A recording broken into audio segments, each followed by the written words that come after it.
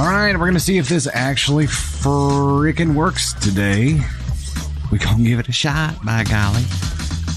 We're gonna give it a shot. Hello, fluffy buddy. Welcome. Tech gremlins are one thing. I think they all banded together today into like some kind of horde because absolutely nothing worked. Nothing. It's like, hey, wait a second, it's Tuesday. You're not supposed to go live today. We're not ready to do anything. We're not ready to work. None of these programs are ready to function. They took the day off. So we're limping along. There's a very high likelihood that the entire stream crashes today. We'll find out. Fang, you were getting worried? Me too. Me too. Elise, hello there. Candy Thunder with the share. Thank you so much for that. Tater from over yonder. I can't hear you. What'd you say? Okay. You got a microphone there if you want to punch in. No, Diana, you're not late. I'm late today. We've had some tech gremlins running after us. Tony Sparks over there talking some kind of shit. I just can't hear it because no one uses their mic. Hit the button.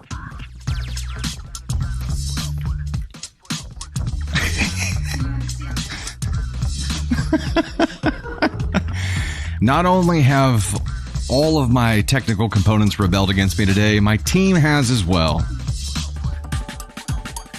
It's going really, really fucking well today. Really well. Mary, we're not talking about the Chiefs game. We don't talk about the Chiefs game today. I know I'm wearing the hats. It's just because the color scheme matched. That's the only reason. Yeah, it was painful. Just painful.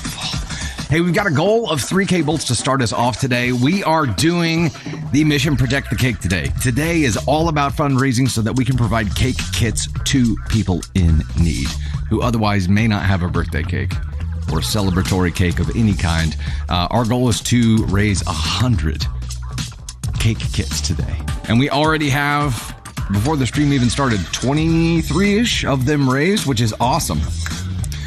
Yeah, heck yeah. There is a page on the Dusty Thunder link tree right now. The top link on there will take you straight to the page on the dusty-thunder.com site where you can learn more about Mission Protect the Cake. You can make a direct donation there if you choose to do that. We are taking all the proceeds from the stream today and putting them towards that so we can do more cake kits. And there's even Mission Protect the Cake swag on that page. You should definitely go check it out. And in the swag shop, of course. Of course. Graham, Christian Museum Girl, Tracy Walker, Jeremy Rockley with us for month 2. And the gosh heckin' fam, Giardelli. You make good chocolate. Graham, Christian Museum Girl, Justina, Kristen, Carol Jaworski, Tracy, Kate, Jessica, thank you so much for the love there. Appreciate it. Holly CR, Kate Miles is here. Ashley Page, Susan RS, Denise, Holly CR again, Tracy, Samantha, Cup of Tea Daily, Kate, Kristen again, Samantha Rothwell, Cup of Tea Daily, Fane, Megan, Annette, Denise, Labouk Dragon, Valerie Shadowcat, Boo Boo, Elise again, Fane, Pam K, Rebecca, Carrie Lee, Joinson, Valerie, Shadowcat, Megan, Pam K, Laura Goff, Carol, thank you guys so much. Greatly appreciate the love. Pam K, Kate, Alicia, Stephanie Rawlings, Grim, Candy, CLKB, thank you guys. Greatly appreciate the love. We're already over 1,000 on that 3K goal to get Candy Thunder up here in the very beginning of the stream today. Sorry, sorry I got a late start. It's going to be a bumpy ride. I'm just going to tell you that. It's going to be a bumpy ride. Yes, it just is.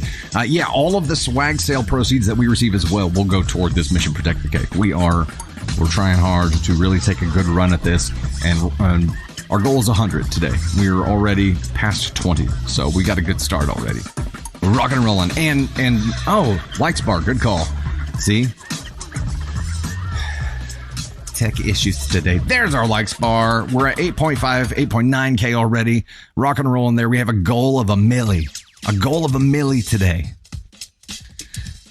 Redbeard, I agree. There's just madness. Selena, if you go to Linktree, which is linked in my bio, then you can find it there, or you can just go straight to dusty-thunder.com. One of the menu items will be Mission Protect the Cake, and that's the page you're looking for. Michelle, thank you so much. Greatly appreciate that.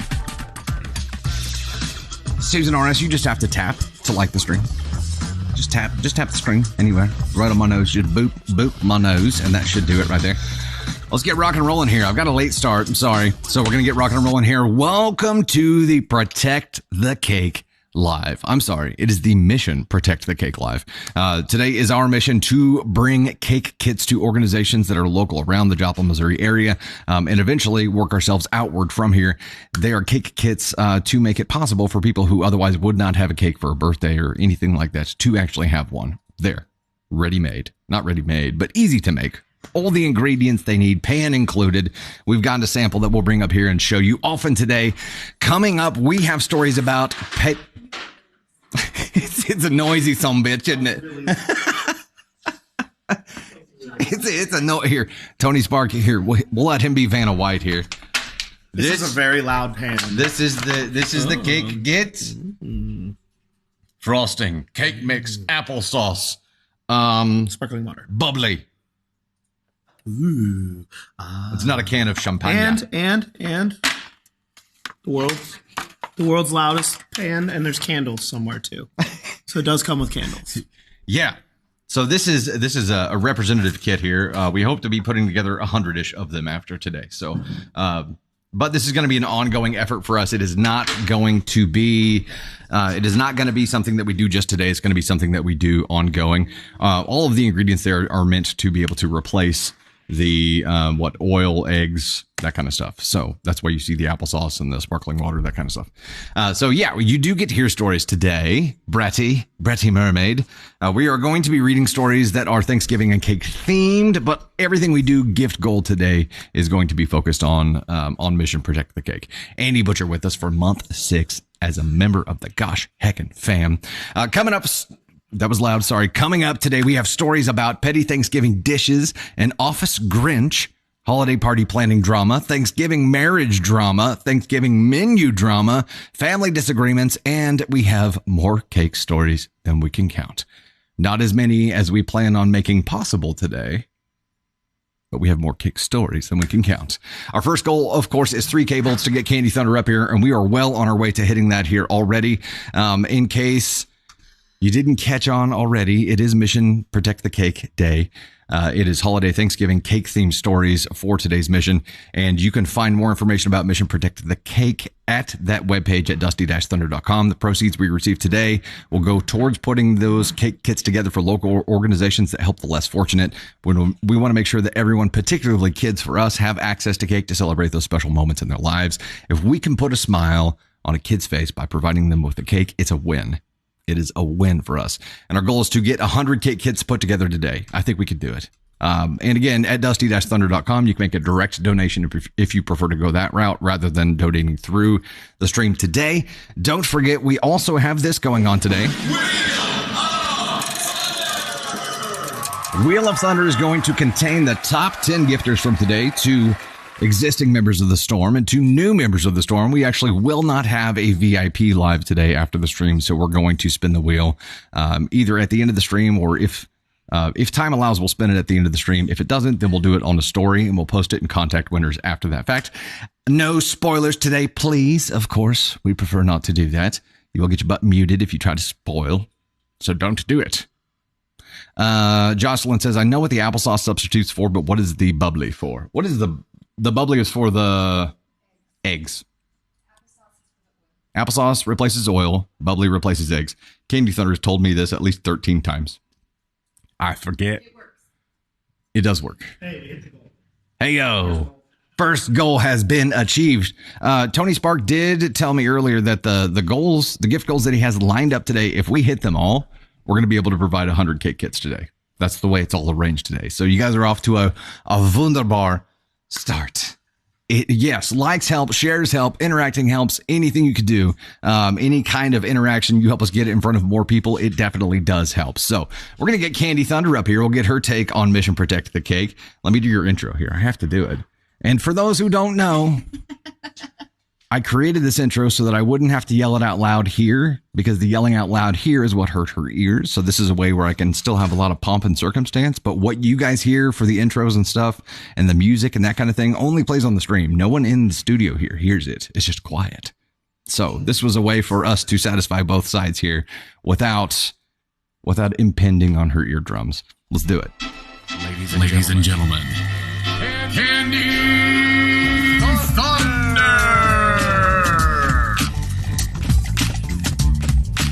You definitely have to show off the shirts. Oh, yeah. The shirt is just too cool. I wore my Thanksgiving shirt for Tony because he wants to make sure that Thanksgiving is not left out of the holiday madness of the last 2 months. And then there was a video that he sent me earlier today that said that boomers care about Thanksgiving, and they're like the only ones, and millennials don't give a shit about Thanksgiving. So, Point though on the millennial why. yeah, because they can't afford to go home for it. They can't afford to. Yeah, it makes sense. It does make sense. So Tony says, "I guess I'm a boomer," because he stands for the rights of Thanksgiving. That's right, Mercy. Firmly. Okay, would you like to talk about Mission Protect the Cake? Yeah, and I can actually. So I think we've narrowed it down to 4 places that we're working with, because I think somebody had asked about if they don't have the means to make the cake. And I think 3 of the 4 places that we're going to donate, which are not just like food pantries, it's actually going to be Children's Haven, and they have a full kitchen available to help make this cake. CASA, which is the court-appointed person that works with foster children. Court-appointed special advocate, I believe. Yes. Okay, and so they also have a full kitchen available. And then the other one is Lafayette House, which also has kitchens available. And that's like a women's shelter. And then we also have Head Start. And so the people in charge of Head Start are going to know who to give those to, and they'll have those on hand to hand out and things. Jessica, you're a CASA? That's awesome. We've done cool. a lot of work with the local CASA that we have here. And have done some video work and some storytelling work, and it's a very cool organization. Dawn, you can donate through the gifts that we have gift goals lined up for today. We'll get the next one set up here shortly, or there's a page at dusty-thunder.com. That's Mission Protect the Cake. You'll find it in the menu or on Linktree, and you can make a direct donation there. Victoria said that she's the one who took over Thanksgiving for her family, and she may need therapy after. I would imagine. I had to talk my mom off her holiday ledge yesterday. If you're watching, Mom, I love you. Hi, Peggy. But she gets a little stressed, and I'm like, and her house is like always immaculate, and she's like, it's so messy. And what did Tony Sparks say? That was like hit the nail on the head. Yeah. He said, "Let me guess." Not enough time. Yeah. Yeah. It is stressful, and I know it stresses my mom out really bad. So, and she has Navy today. So double thanks, Mom. I don't know. How did we get out of hosting? Like pretty much anything. We host the 4th of July. Yeah, 4th of July. That's our thing, because it's an outdoor thing. and then the rest of the holidays, we're like, yo, we have a toddler. It's impossible to keep her contained or keep her stuff contained to one area. So yeah. And yes, if you can't donate, please do not feel like you have to donate. I don't want anyone to feel like just because they can't donate, they can't be a part of the live or can't be a part of it. It's share, do whatever you need to do. It all helps. Yeah. Just being here helps. Just supporting it helps. So please do not feel obligated if it's not something that you can do. And he said the merch is going to go towards the Protect the Cake. Everything we make from the stream today is going to do that. And then we'll match part of what we make with our own money. So it's going to be good. We're going to get to 100. I have no doubt. But we'll get there. Let's kick off the stories. Let's do it. Let's do it. Okay. Rock and roll. Thank you, Candy Thunder. Are we still fighting? Are we still fighting? Yeah, I saw relationship goals in there. We bicker. We just bickered like 30 minutes ago. Yeah, we bickered right before the stream. It happens, yo. Yeah. You have to tell them the topic. Tell them what it was about. No, I'm not going to start that war on the stream here. Yeah, so let me get the next gift goal set up first, and then I'll tell you the story. Yeah.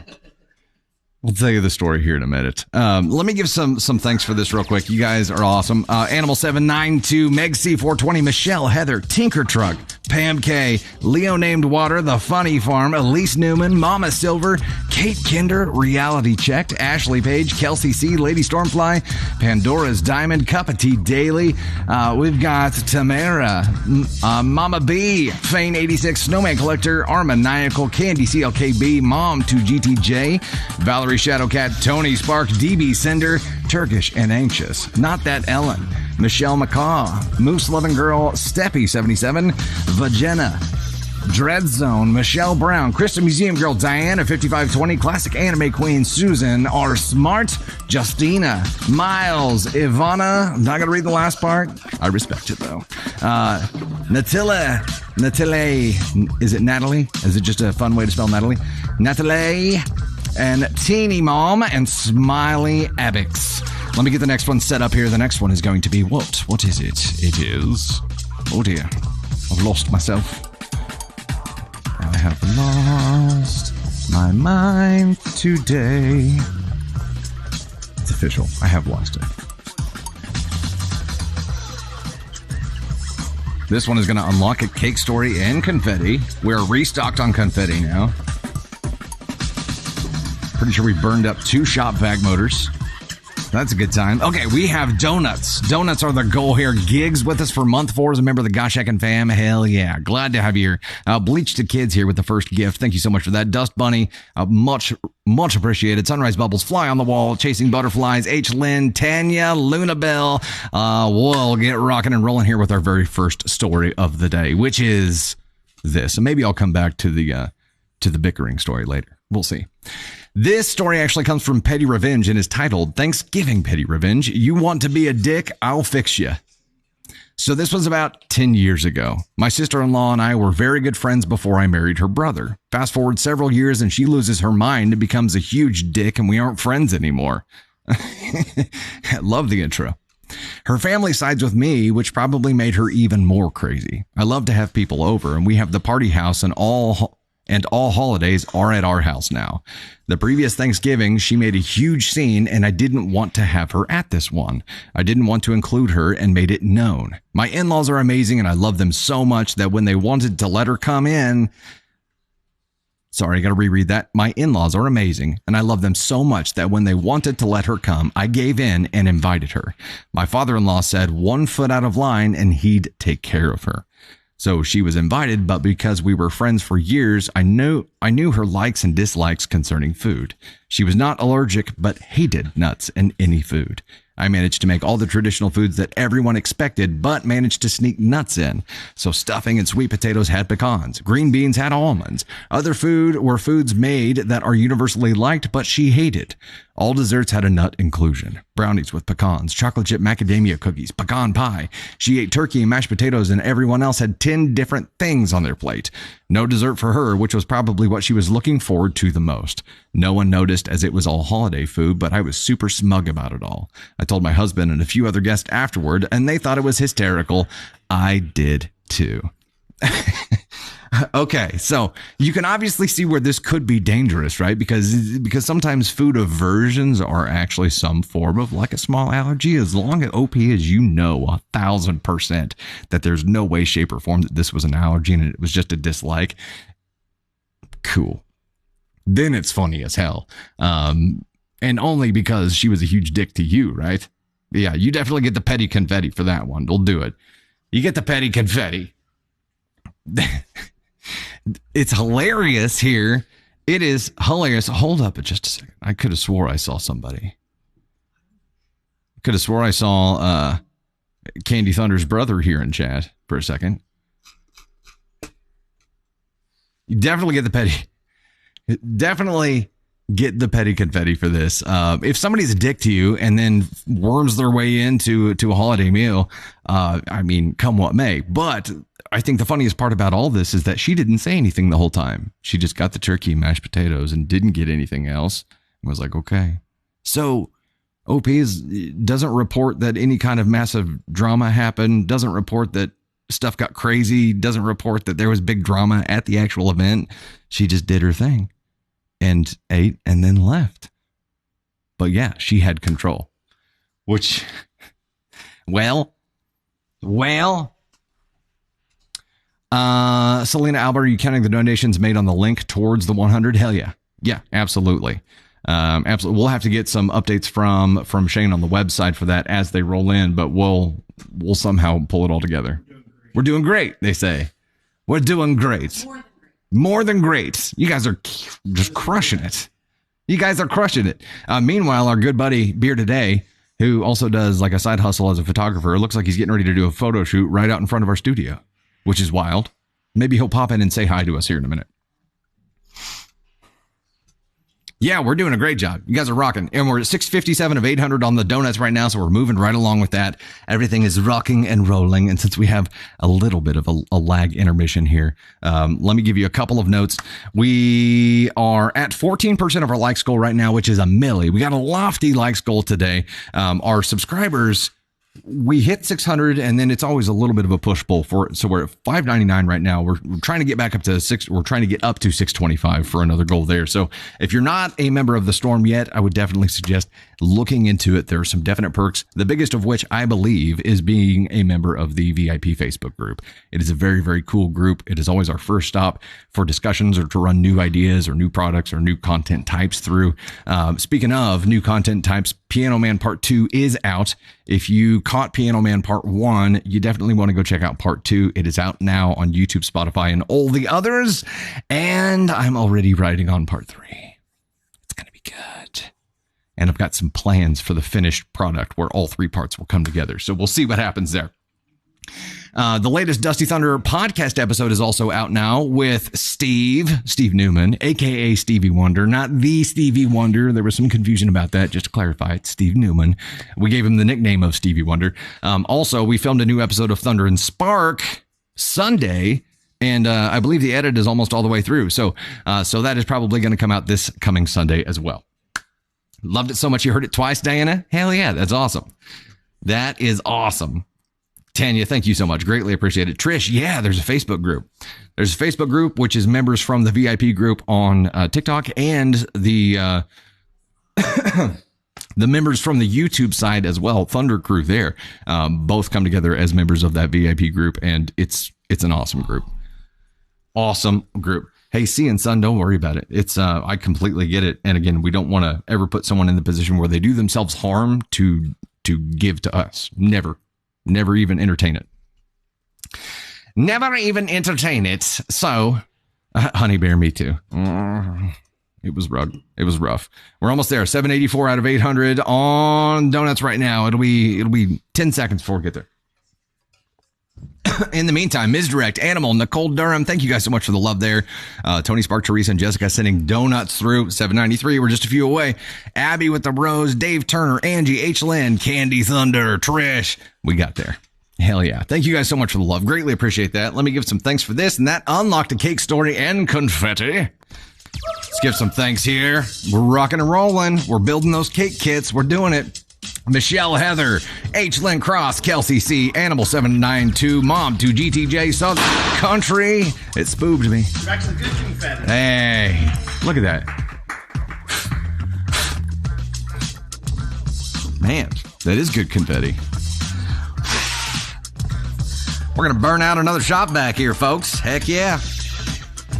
Animal 792, Mom 2 GTJ, Southern Country, Outdoor Girl, The Funny Farm, Becky ZMN, Pirate Pups, Chesh 1767, Chris Ware, Mama B, Pam K, Tony Spark, Meg C, Not That Ellen, Jess Smudge, Twinkle Saz, Ann M. Bracker, Pandora's Diamond, Candy Thunder, Mama Silver, Armaniacal, Piotr, Cerulean Queen, Danielle Amber, Big Rye, Kate Kinder, Diana 5520, Jarby, Rebecca Bain. I almost said cabin.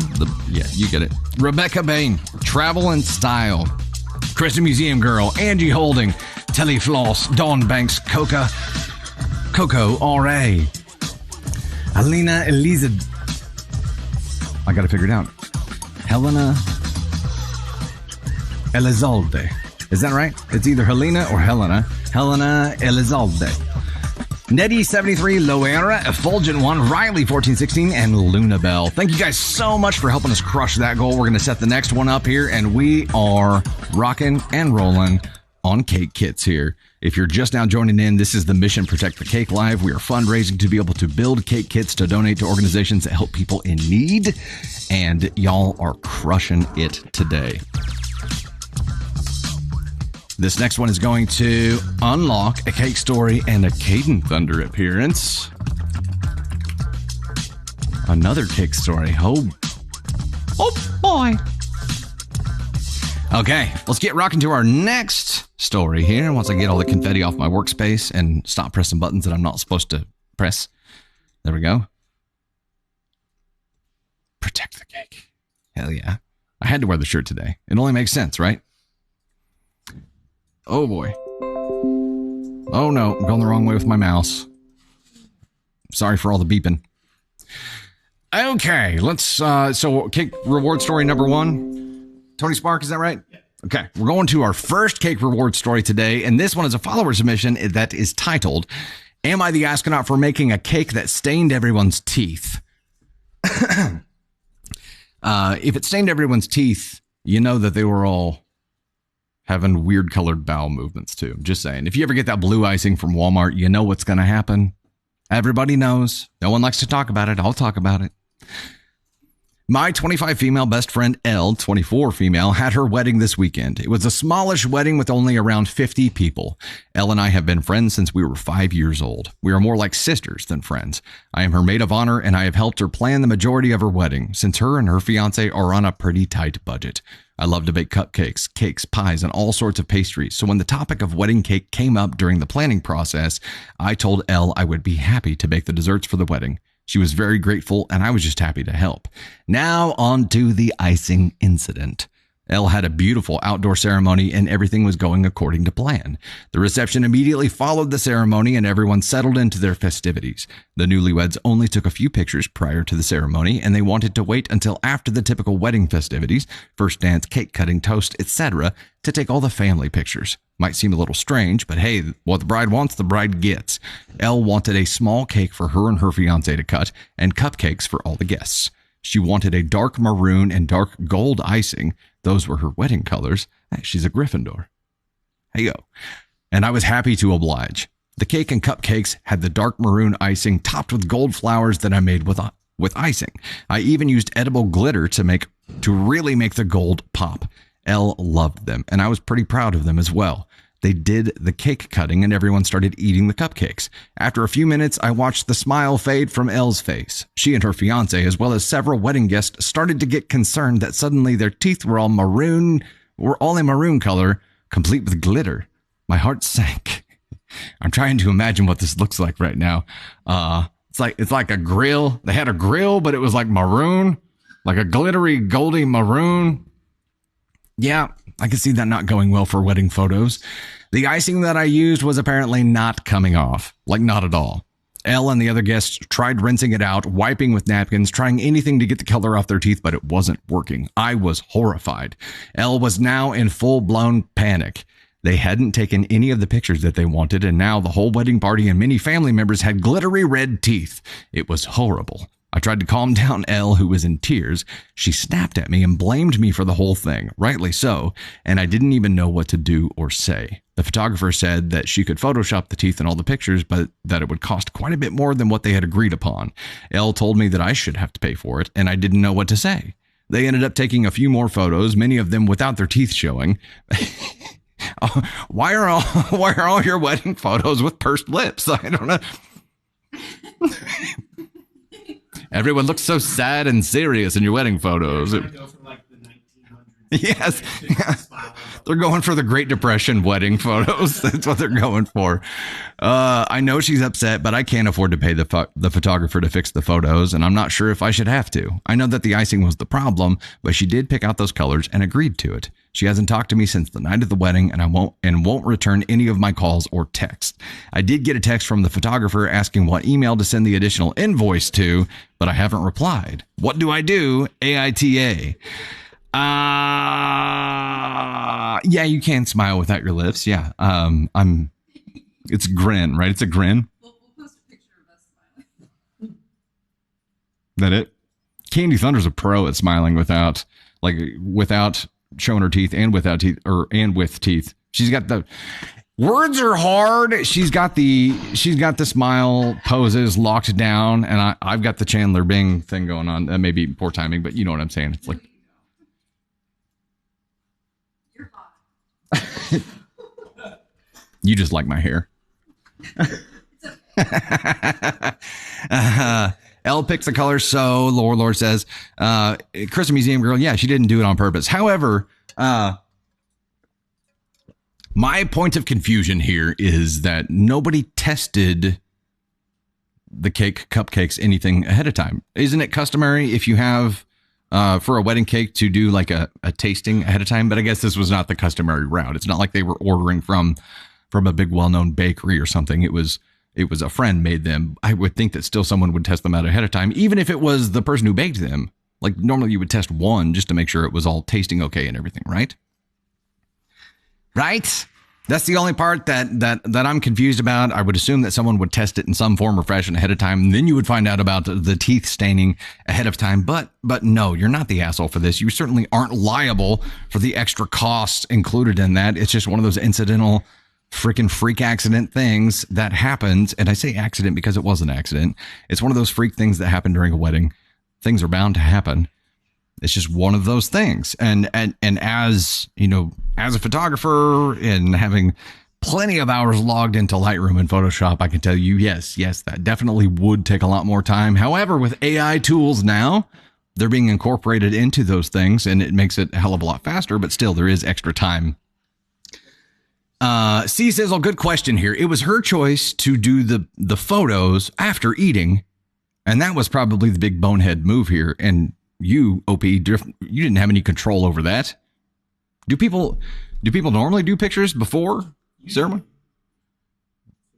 Oh, because then there's like the reveal, the first look, right? That happens before the wedding, and they capture that moment there too.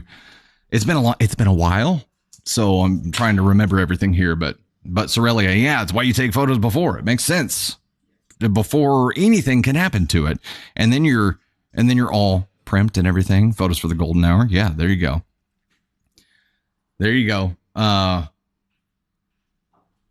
I wonder if it's another reason that wedding cakes are white. Tyler, maybe. Friggin' maybe. NTA, though, it sucks. I understand why the bride's in it throwing a fit about it, but I also don't get an indication in the story that she paid you for what you were doing. So you just offered to do it and you did it of your own free will. If she's going to invoice you for photo stuff, you invoice her for the cake.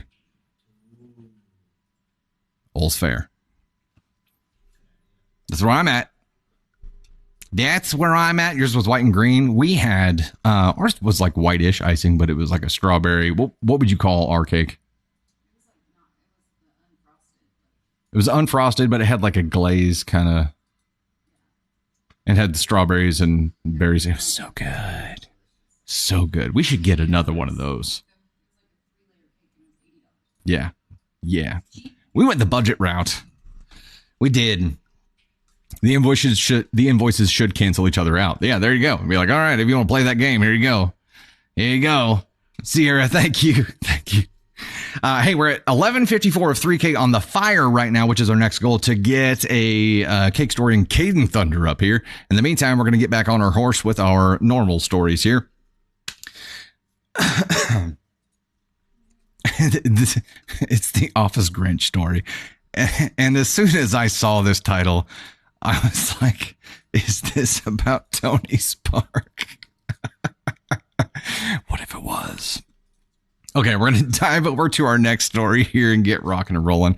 Real quick before they do that, if you're just now jumping in, this is the Mission Protect the Cake Live. We are fundraising today to be able to build cake kits to donate to organizations that help people in need, mostly kids. So we're trying to provide cakes. We read stories where we discovered that kids wouldn't get birthday cakes, and it's just such a foreign thing that we take for granted here. So we know that it happens, and we're trying to make sure that we can prevent at least some of it from happening in our local area. And this is going to be an ongoing effort for us. So we plan to scale it out as time goes on. But today is really the start of all of it. So we're really focused on our area here in Joplin, Missouri. So thank you for being a part of that. Greatly appreciate it.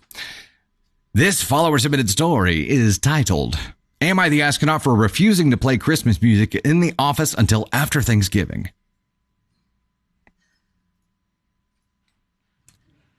Looking at Ted. Yeah. Say it again. Sorry, I didn't have your line enabled. NTA. NTA all the way. Tony Sparks says NTA. Okay, here we go. Jesse says TA. Why TA? I want to start out by saying, oh wait, here we go. I'm not a Grinch. Hear me out on this one. I want to start out by saying that contrary to what you may think by reading the title of the story, I actually do like Christmas music. I have nothing against it. Sometimes there's nothing better than listening to the dulcet tones of Bing Crosby, Elvis, and Michael Bublé. The thing I have a problem with is the timing of the Christmas music. I'm a firm believer that you should wait until the day after Thanksgiving before diving into the Christmas holiday festivities. Thanksgiving is one of my most favorite holidays. The food, family, football, I mean, what's not to love? It is becoming increasingly frustrating every year that as soon as Halloween is over, everyone wants to focus on Christmas, and they skip over one of the best holidays of the year. Stores are full of Christmas decorations, stocking stuffers, and even playing Christmas music weeks before Thanksgiving.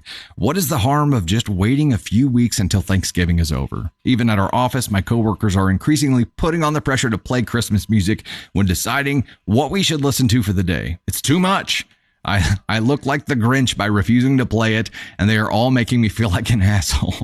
Is it too unreasonable to just wait until the day after Thanksgiving to start indulging in Christmas music? Should I stop saying bah humbug and give the elves what they want?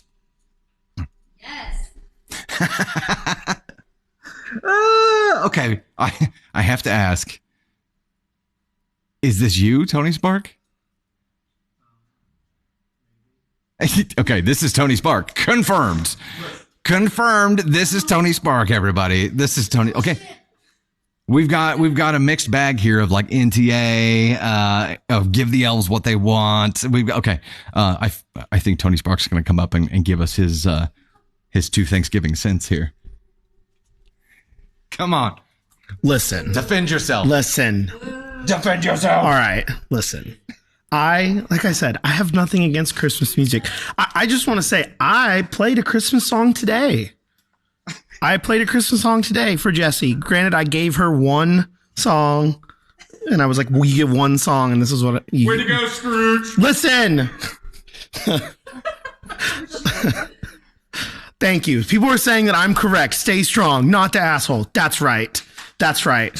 Because you know what? Here we protect Thanksgiving and we appreciate Thanksgiving. And what did we have yesterday? A wonderful Thanksgiving feast. We didn't have a Christmas feast. If we just skipped over it, we'd be waiting to have a Christmas feast. But we had a Thanksgiving feast because Thanksgiving is important.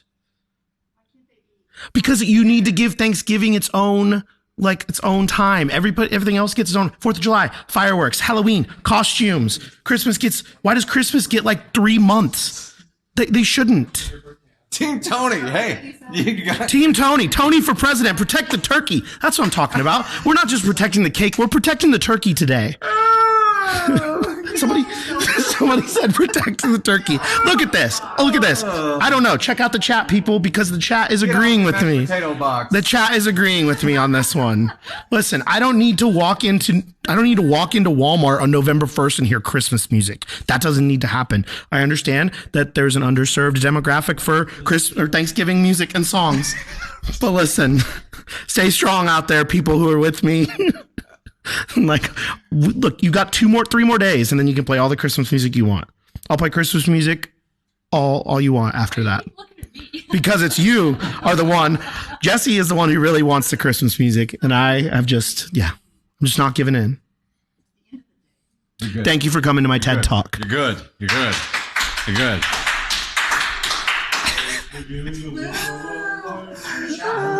Tony needs to go stand outside and scream at the sky for a minute here. I don't think it's an aversion or anything against Thanksgiving. I think here's my theory.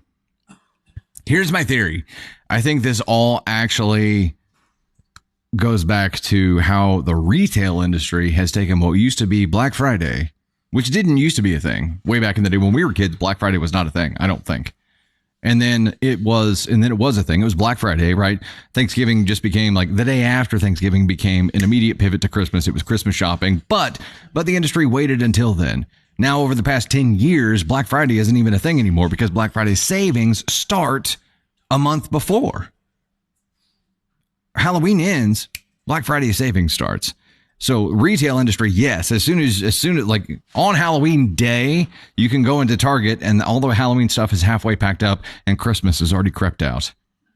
I think that is where this all started. It all started by retail pushing Christmas on us sooner, which just naturally puts it in front of you, which makes it more top of mind, which kind of gets you in that mode.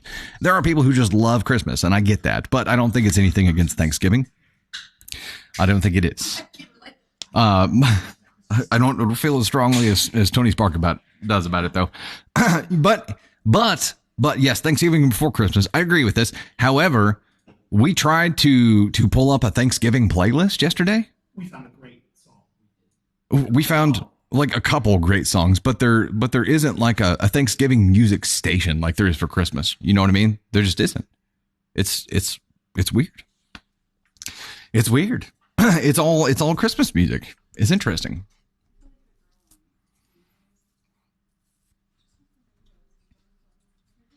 And in Bracker, never done the Black Friday thing. Yeah. So Candy Thunder and I used to do it.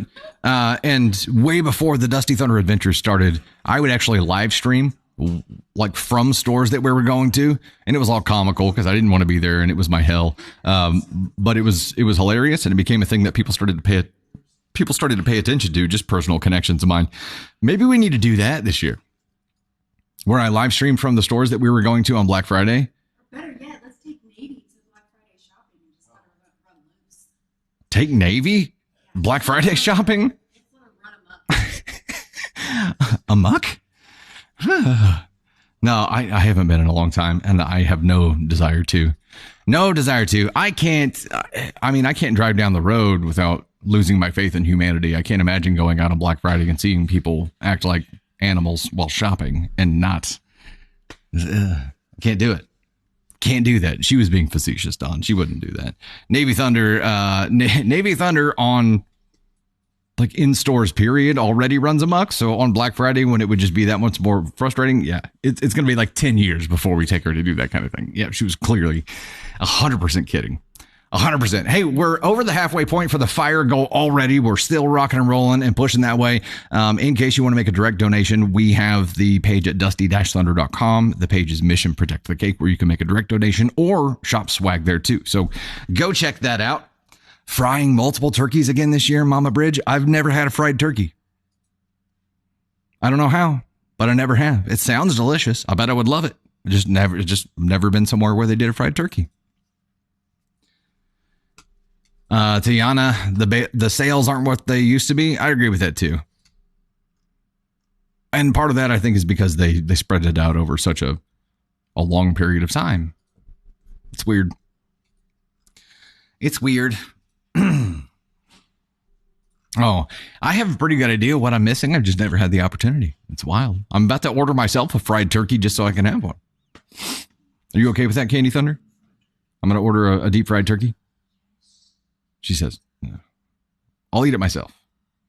Leftover turkey sandwiches for a month. Got my eating pants on. Oh, hell. Okay, we're going to dive over to our next story here. The goal that we're working on right now, we're at 1620 of 3K. That is to bring another cake story out and to get Caden Thunder up here.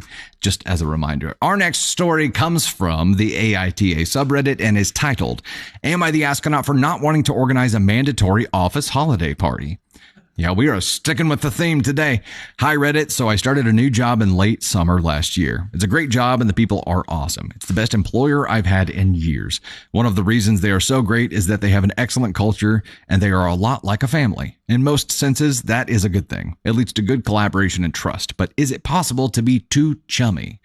One thing I've noticed is they have a lot of forced fun. There seems to be a never-ending amount of office celebrations. Every month, whose ever birthday it is, they get a cake. and someone is expected, designated, voluntold to bring the cake for that person. And if it's 2, 3, 6 people's birthday that month, each person gets a cake, and a different person is designated to bring one to them. They literally have a roster of who's identified as the cake bitch that month.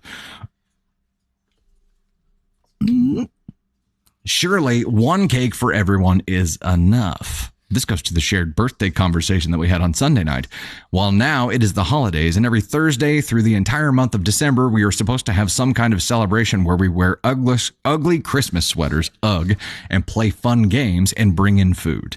Not just once, but every week of the month. Am I alone in thinking that it's overkill? Surely one big celebration is better than a bunch of smaller ones. Well, regardless, this morning I was told that I was expected to organize and plan everything for one of the weeks. Now, I've never been a big fan of office celebrations. I don't fully understand why, but it just kind of puts me in the opposite mood of what it seems to do for most people. The games, the expectations. I'm having to bring in a dish. None of this appeals to me and just sounds like added responsibility and duty rather than fun. I like my coworkers and think they're all great people, but I'd rather keep work stuff at work and fun stuff for myself. And now I'm not only expected to participate, but plan and organize an event. I have to plan a game and bring in food and all this stuff that I really didn't sign up for. If I were an office manager or HR or some kind of role where these things were expected, then okay. But I'm not. None of this is really within my list of responsibilities. So am I the astronaut for not wanting to do this? You know, I think I have follow-up questions, obviously. If this is something where, like, it is your funds that they're expecting you to put forth to provide these things, then that's a problem. That's not okay. If it's something they're either reimbursing you for or they're, giving you the company card to use, that kind of thing, it's not as bad. But I think this probably comes down to, the potential problems here. If for instance, in a small team like ours, if somebody voiced opposition to doing a certain holiday kind of party or listening to a certain kind of music, we would respect that because we don't want to infringe on anyone else's beliefs here, right? It's an all or nothing kind of thing. If you're going to play that kind of music out loud, it has to be something that everybody's okay with. If you're going to celebrate some kind of thing, everybody has to be okay with it or have the option to opt out of that kind of thing. It's almost an infringing upon beliefs kind of thing. And you could take that route if you needed to here, OP. I think the problem that you are up against here, I think my chat and gift thing here just caught up for a second. Crystal LV, subscribe for the first time. Welcome to the Gosh Heckin' Fam. C Sizzle, you are there as well. Welcome to the Gosh Heckin' Fam. Glow Corona, subscribe for the first time. Candy CLKB, subscribe for the first time. Welcome to the Gosh Heckin' Fam. Crystal Museum Girl, resub to get back in the fam. Hell yeah. Glad to have you all in our flippin' family. You all are awesome.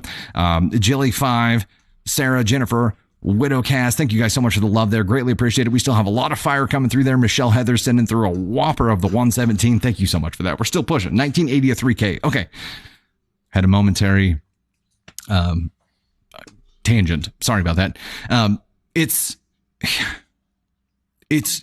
the question here is, am I the astronaut for not wanting to organize a mandatory office holiday party? And that's a feeling. You can't be an asshole for feeling that way. How to approach this without risking the camaraderie that you have within this team or this family structure that you have right now is tough. I think in the social structure of the team, you shouldn't be forced to do any of this shit in the first place. And if you have a problem with it, you need to speak up. Because right now, if everybody's going along with it, they're just assuming that everybody's all hunky-dory and on board with it. Approaching this in a way that doesn't make you the humbug and make you singled out and make you not a part of everything moving forward, and exclude you from the social clique at that workplace is going to be difficult. That's the part that I think you would have to navigate delicately here. And I'm not sure how to do that. I think a lot depends on the size of this company, and the structure of this company. I would suggest speaking up and letting your feelings known and finding a way to navigate through this. This is just it's a tough thing. It's a tough thing. The social aspect of it is more delicate than the work aspect of it. The work aspect of it is they can't force you to do anything like that. That's not in your job description. And if you want to bucket and let them know, like, hey, this is not my job. I'm sorry, I can't do that stuff. The social part of it, maintaining a healthy workplace relationship with your coworkers, is the more risky part. And I don't know how to navigate that. Karma, I'm sorry, I don't feel qualified and I'm overwhelmed. Yeah, something like that. Or my workload is just too much right now. And then they'd be like, oh, well, hey, we'll take some of your workload and shift it over here. And then there's going to be resentment from the other people who I shouldn't say have to, but choose to take part in this thing, because then one of them gets the extra voluntold work going on here. Yeah, man, it's difficult. The person enforcing this should be the one executing it, say Wickles. Yeah. Miku, yeah, we talked about that. There's too much risk involved. We have no ability to like filter what people say, and our stream would get shut down in a heartbeat. We could do a pre-recorded thing. We have talked about that, but Jen Page, NTA, me and my old coworkers were BFFs outside of work, and even I think that's way overkill. Yeah, I think forcing that atmosphere is a tough thing, and maybe this is the way that the employer needs to approach it. Stop volunteering people to do these things. Stop making it something that is coming from the top down. Don't plan these events at the managerial level. Give the team the freedom and the ability to put these events on themselves if they want to. And then it's on the team to, as a collaborative group, figure out who's going to do what and how they're going to make this happen. It shouldn't come from management as orders. It should come from the family, the team, as something they want to do together. And then it's like a volunteer committee kind of structure. And that's a way it would work. Bringing that up in a way that doesn't make you seem like the humbug ass is the hard part. Not sure how to approach that. Hey, Nicole, thank you so much for the spice latte. Shin your day. That's a tough one. Sorry. Thank you so much for the rose. Greatly appreciate that. 23 hundo of the 3K on the fire right now.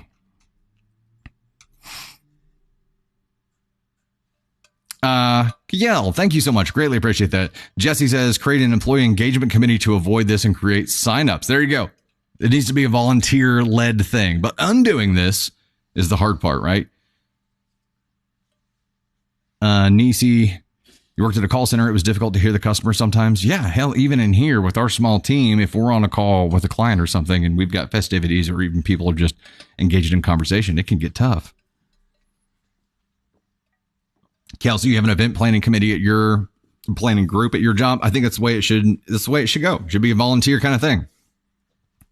Mandatory fun initiatives. Words are hard. Words are very hard. The moon has been muted. If you hear a plastic clapper again, you will cry, Danny. Oh gosh, that's rough. That is rough. Kimberly, thank you so much for the love you. We've got some more of the fire coming through. Crystal, Janet, Shannon, Crystal again, Kimberly, Jessica, the effulgent one, Teresa, Widow Cass, Janet Lopez, C Sizzle, Crystal again, Jen here, C Sizzle again, Jamie, Rebecca, Big Mac, Melissa Dossett, Kimberly Patskowski, with sending the first gift of fire through. Kelsey, Nicole, Melissa, thank you guys so much. Greatly appreciate the love there. Big Mac, see you there as well. This type of thing should never be mandatory. OP needs to tell their boss about the concerns. Marcel Scars. Agree with that. Squishy Moo, hello. Good to see you there. This Becky with an eye, that's why you work from home? Yeah, I feel you. Yeah, it needs to be a volunteer thing. Faux show. Gotcha.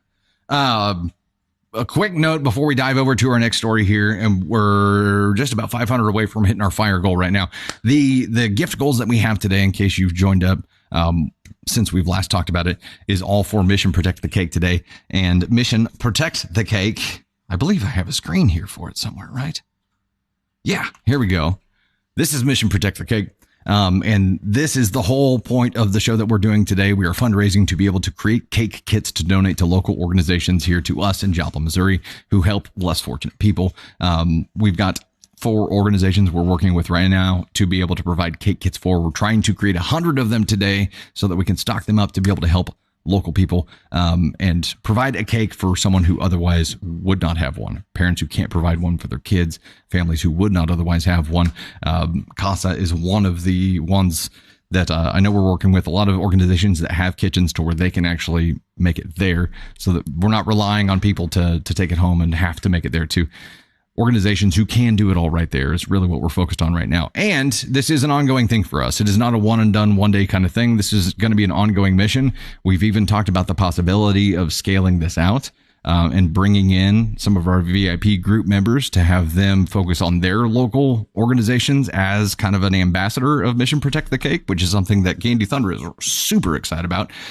Each cake kit costs $8-ish to put together. So we're going for 100 of them today. We're already well on our way there. We've got some samples of them here. They're just really loud. But that is the goal today. It was a different kind of wild, crazy idea, and we've just taken it and run with it.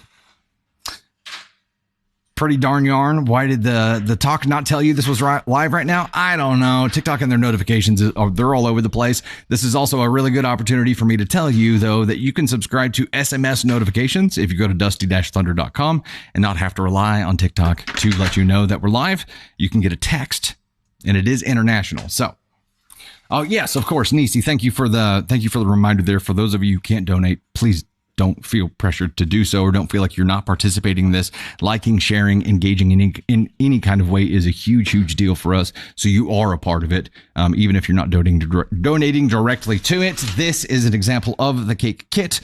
We've got the icing, the actual cake mix, and then instead of you're gonna have to remind me again. Instead of eggs, we've got the bubbly, and instead of the what was the applesauce for? Oil. I talked about it 5 minutes ago and I've already forgotten. That's what it looks like here. So that is stinking cool. Hey, also, ladies and gentlemen, Beer Today is here to pop on and say hello. What's up, brother? How are you, man? Good to see you. Cake. Oh, here soda. we go. Yes. Yeah. So Beer Today has some experience in using soda with the cake. Yes. And is going to tell us a little bit about it. Cake mix, soda, bake. That's that's cake mix, the soda, and you follow the instructions. You're done. Pretty much it. That's it's way too complicated. I'm gonna screw it up. Beer Today, I'm gonna screw it up, man. I'm gonna screw it up. Oh no! Yeah, if I'm using the bubbly instead of eggs, do I cook it twice as long? You're like, no. Why would you do that? It just seems like you might have to cook. No, you're gonna burn it. You're gonna set it on fire. That's what I would do. That's what I would do. Leaf Photography, no, we're actually fundraising. We're not selling the kits. We're fundraising to be able to build kits today. So everything that we're doing today, all the gift goals that we have are going to build kits for organizations that help people in need. So we can provide someone who wouldn't otherwise have a cake for a birthday, special occasion, whatever it is. So that's the focus today. That's it. Just cake mix and soda. Cake mix, soda, applesauce replaces the oil, and we of course have icing here, and we have candles here as well. So everything that you need to get that thing rocking and rolling. Yes, Candy Thunder. They're confused by it's the carbonated water. Google soda cake, and it's literally just a can of soda and a cake mix, and that's it. So do you want to tell them instead of telling me to tell them? No, you go. Okay. This is helpful. This is helpful. Okay, so if you're confused about using the soda, just Google soda cake, and it will explain it all for you. It is doable though, and the reason that we're doing this is because building a cake kit that contains eggs is tough, right? It doesn't keep, so we have to find something that will keep longer and make it easier. So that's the goal there. Jesse, yes, we did create Protect the Cake swag, and it's in the swag shop, but it's also available if you go to the Mission Protect the Cake page on dusty-thunder.com. And all the proceeds from that we are putting toward this as well. And the oil we've got replaced with the applesauce. Someone here says that the soda actually replaces Candy Thunder. Someone says that the soda actually replaces the oil too, and you don't need the applesauce. Okay, we've tried it both ways. So with the applesauce, it made a better cake. So we're including it. There we go. Fluffy turtle, I'm sure it's going to be a little bit different. So it's going to be, I think that we've been using applesauce instead of the oil in cakes for a while. And it creates a little bit of a different texture, but it is every bit just as delicious.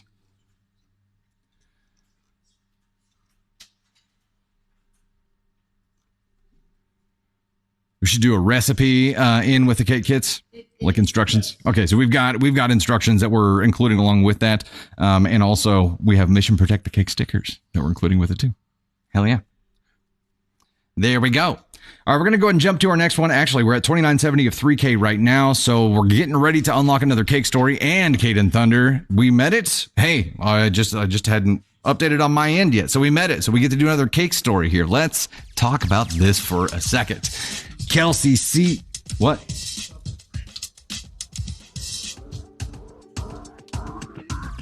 Oh, I can't hear you. Yeah, whenever I hit the music thing, it changes the whole thing. Kelsey C, Michelle Heather, Jess Smudge, The Funny Farm, TLS Journey, Kimberly. We've got Shy 208, Jenny Sue, Animal 792, Pirate Pups, Mama B, Pam K, Becky, ZMN, Southern Country, R. Renee Ann, H. Lynn Cross, Tony Spark, Golden House of Blyco, Heidi J, Crystal Gilmore, Chesh, Kizzy, Mungao, Sarcasm, Express, Flower Girl, Sayeti, Mama Silver, Hunter Girl, Rich Bash, Tony Akays, Punker Dink, Moose Loving Girl, Trisha Edwards, Tammy Lee, Outdoor Girl, Mama Jams, Ashley Page, Crash Cart Ronnie, Meg C420, Red Panda Fire, Panda Love, Rebecca Bain, Janet Lopez, Chelsea Stevens, Tinker Truck, Fluffy Marshmallow, and Prep Girl. Thank you guys so much for helping us get there. We're going to get our next one set up and then get a cake story queued up and have Cade and Thunder come up and say hi. Oh.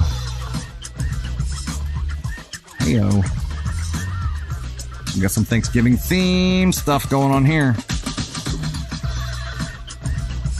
What? We have another cake story to unlock here.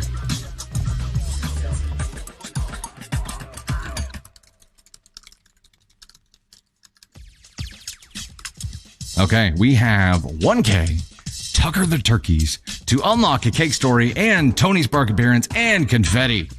That's where we're at. We're rocking and roll, and Large Beth, no live tomorrow. We're doing today instead of tomorrow. Bean cake? Nah, bean cake. I mean, I'm sure it's possible, but nah. Caden Thunder, he'd be down. He'd be down for the bean cake. Tony Spark, do we want to bring Caden Thunder up first and then read the story, or read the story? Read the story, then give your feedback on that. Got it. Okay, we're going to go ahead and read this cake story, then I'll give feedback, and then we'll have Cade and Thunder come up. Here we go. This is... We don't have our source on here. Title of this cake reward story is, Am I the Astronaut? Me and a friend ate a piece of cake. My 26 male fiance, 24 female, Liza, loves to bake and does it as a side gig.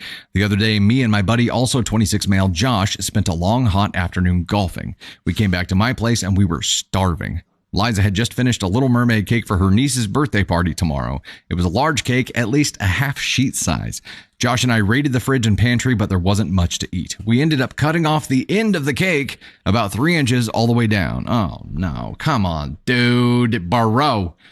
As big as the cake was, that part could be re-iced and still look fine, so we didn't see the big deal. But did you re-ice it and make it look fine? Something tells me you did not. Liza comes home about an hour later and starts flipping out on me and Josh, screaming that we ruined the cake for her niece. Josh hates conflict, so he left, while I tried to calm Liza down by asking her to please be reasonable and that it's not that much. Plus, she enjoys decorating, and all she has to do is redecorate the one end, so it's not a lot to be done. Liza said me and Josh are greedy bastards, and we had no right. I ended up getting frustrated and telling her to chill the fuck out. Nobody cares about her stupid cake. Well, they're smart. There you go. That's going to diffuse the situation. Absolutely.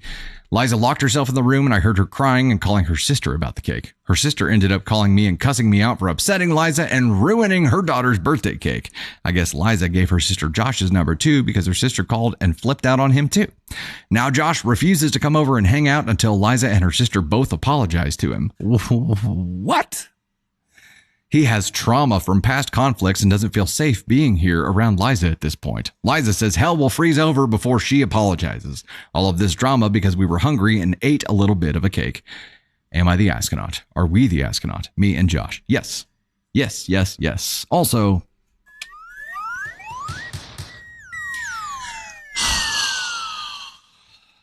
you just showed your fiance that you could give a shit less about her. And I wouldn't be surprised if this whole relationship falls apart now. and your buddy who took part in the crime, but his way of dealing with it was to run and let you deal with it. Cool. Good on him to leave you holding the bag on this thing, but him expecting other people to apologize to him for him screwing something up says a lot about him. It says a lot about you too, Hero P. You're an idiot, you're a brozo, and you're an asshole. We're going to talk about how big of an asshole you are, because this is much more than just, yes, you defiled a cake, number one, that you knew was intended for a special event. Asshole point number one. Your fiance made that cake, put a lot of time into it, and you minimized her effort into it. You minimized the amount of work it was going to take to fix it, and you minimized her passion for this thing. That's asshole points 2 through 11. You turned the wrong way at every corner here, and I don't understand what you were thinking. You knew you weren't supposed to eat it. You ate it, and then you minimized the whole thing. Instead of owning up to it and saying, let me fix it, you're like, oh, it shouldn't be too hard for you to fix. Good job.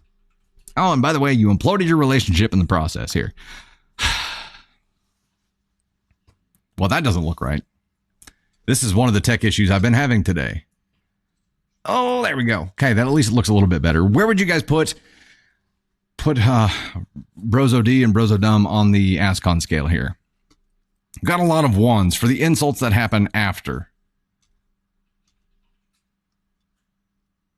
What do the bats mean on the AITA stories? I'm not sure what you mean, Lisa. Yeah, we're not sure what you mean. We've got a lot of ones going through here. A lot of ASCON ones. It is, you know, I think you've got like the weaponizing competence kind of thing.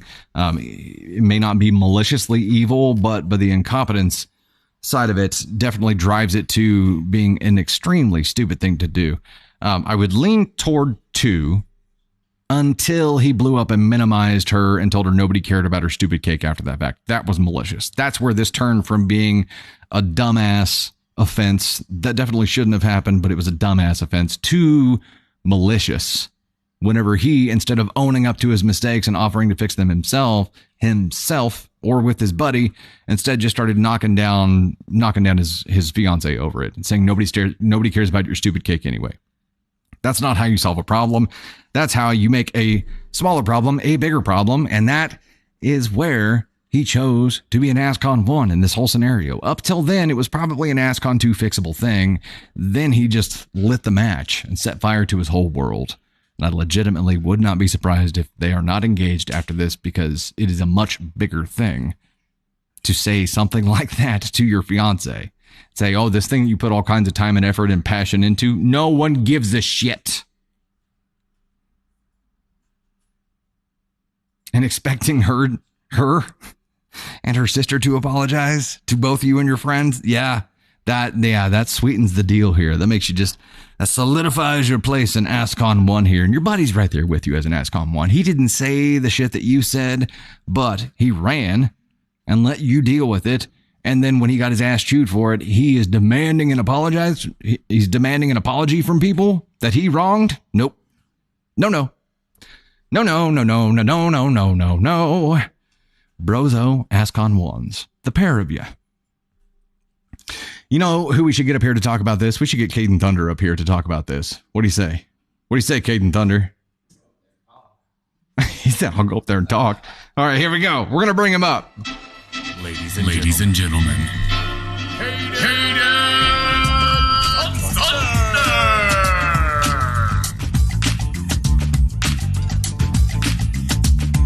Hey. What's flowing, Thunder Bros? It's me. How's everybody doing?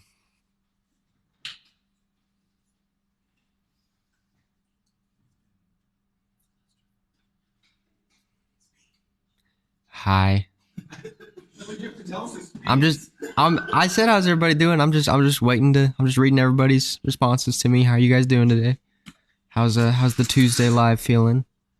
You guys are doing good. What's cracking? Yeah.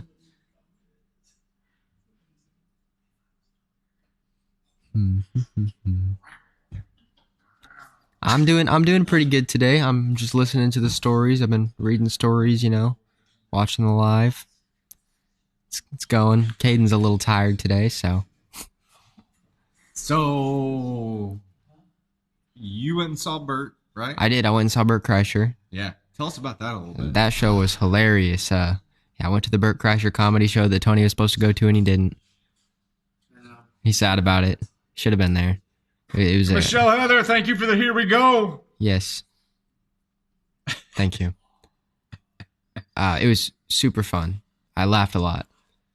I would definitely go see him again. I'm going to see Tom Segura in summer too, so super exciting. Thank you for all the compliments, everyone. I appreciate it. You got some cougar comments. Oh, what is your most favorite thing about Thanksgiving? My most favorite thing about Thanksgiving is definitely the pumpkin pie. Heyo. I love pumpkin pie. I would sell my soul for pumpkin pie. How about you? Yeah. With or without whipped cream? I'll take it either way. Just that bare, raw pumpkin pie. I like that. Raw. He's the raw. I like it like that. Yeah, I am Dusty's son. For those of you who don't know who I am, as I say every time, I am the eldest boy. I am the Kendall Roy of the Thunderkin. That's what I'm gonna keep saying because I think it's hilarious. It's from Succession. You should watch it. So pumpkin pie, favorite dessert. What about favorite main dish food? I don't know. Cheesy taters. I don't know if anything tops pumpkin pie. No. I like ham. Yeah. And turkey, but ham's just got that oomph, a little bit of that brown sugar in there. It's got that. It's got that oomph. Ham just has that. It does. You pick up a nice slab of ham, take a bite of that. You're gonna go to the ham moon. It's really good. I've been to the turkey moon before, but not as many times as I've been to the ham moon. Man. It's good stuff, guys. Mustard on ham or turkey? I like honey mustard. Yeah. Do you guys like honey mustard? Hey, let's talk about the story for a second. Okay. Let's talk about the story. If you saw that your hypothetical fiance had baked a cake that was clearly for a little kid. Yeah. And you and your buddy had the munchies. Yeah. And there was not much else to eat. Would you cut off 3 inches of that cake and think, oh, this will be fine? No, that's ludicrous. See?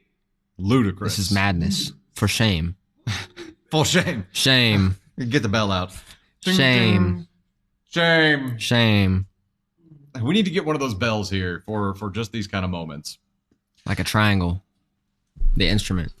Would not you? The shape. Would you? When got busted for this, would you lash out and tell your fiance that no one cared? Do you think that's going to solve the situation? Well, it certainly didn't solve this one. No. Nope, that's not what I would do. I don't know what I'd do, but not that. But not that. Probably just not touch the cake in the first place. I mean, that looks like it's off limits. Yeah. Maybe it should have been labeled. With a little girl's name or something. Don't eat. Happy birthday, Nancy. Yeah. Maybe you should label it oh wait. Yeah. It was. Yeah. You'd see that and you'd be like, oh, okay. Yeah. Now I got it. All right, we'll get rocking and rolling here. Thanks for hanging out with us, Caden. Caden Thunder, ladies and gentlemen. Bye. Hey-o. We are over the halfway point on our turkey goal right now to keep this rocking and rolling here. You're angry at this mild introduction? Say we don't always get the document that we read stories from is sometimes has top comments in it, sometimes doesn't. So it just depends on who puts the story in there if they choose to include those or not. All of the everything I'm reading from is all compiled into one document, so I can't go pull them. Yeah. Maybe the bean be with him. There you go. Okay, so yeah, this was an idiotic thing to do. They got themselves to Ascon 1, not with the taking of the cake. That was an idiotic thing. That was a Brozo Ascon 2 move, but it's how they handled it afterwards that was the real screw up here. So they wronged the cake. They wronged his fiance. They just went the wrong direction in so many different ways here. Okay, so we're going to dive over to our next story here, which is story 4, correct? Tony Spark. Okay, so we'll do that. We're rocking and rolling. The turkeys are already moving forward here. Let me get a little bit of a catch up on this real quick. Candy CLKB, TLS Janelle, Leah the Lab and Lisa, TLS again, Southern Country, Melissa Dossett, Kelsey, A Flower, McCaskill, Ms. Helene, Ms. Fiery Repic, Rebecca Bain, Lacey Lex, Michelle Heather, Elizabeth Scholes, Mary, Tracy, Fell, Hermit Ferry, Natalie Ford. Thank you guys so much for all the love there. Greatly appreciate your support today for the Mission Protect the Cake initiative. Let's rock and roll on our next story here. Hey, don't forget, if you have not checked out our YouTube channel yet, we have a ton of stories there that are not here. I saw that we hit, we have 1,000 videos there. 1,000. So every live we do like 8-ish stories, and every one of those gets posted to YouTube. Only a small number get posted to TikTok. So you're going to find a lot more content there. Plus, you'll find compilations there. You'll find the stories to fall asleep to, including Piano Man and that kind of thing there too. A lot to discover. So if you haven't checked it out yet, definitely go do that. We also have a YouTube membership over there and have member exclusive content and member exclusive lives. This story is titled, Am I the Astronaut for Telling My Wife That She Can Stay Home This Thanksgiving? My wife is a grade A plus picky eater. It's bothersome to a certain degree, but on holidays, basically the shit show begins. She'd refuse to eat certain meals and mom would take it personally, which results in a series of arguments between them. As a compromise this year, my wife offered to bring her own food to Thanksgiving dinner.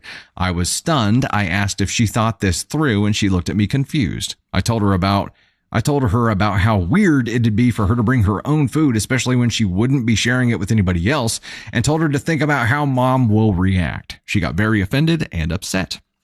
My wife said that it's not her problem and that she was just trying to make it work by bringing her own meal. I told her again that mom might not like nor even allow this. She blew up at me asking if I wanted to either eat food she doesn't like or go hungry. I suggested she give my mom's food a chance, but she said it wasn't about my mom's cooking. She just doesn't like certain foods. We had an argument and I ended up telling her that she could stay home this Thanksgiving and have whatever meal she likes. She got quiet and then lashed out on me, calling me insensitive and negative to say this to her.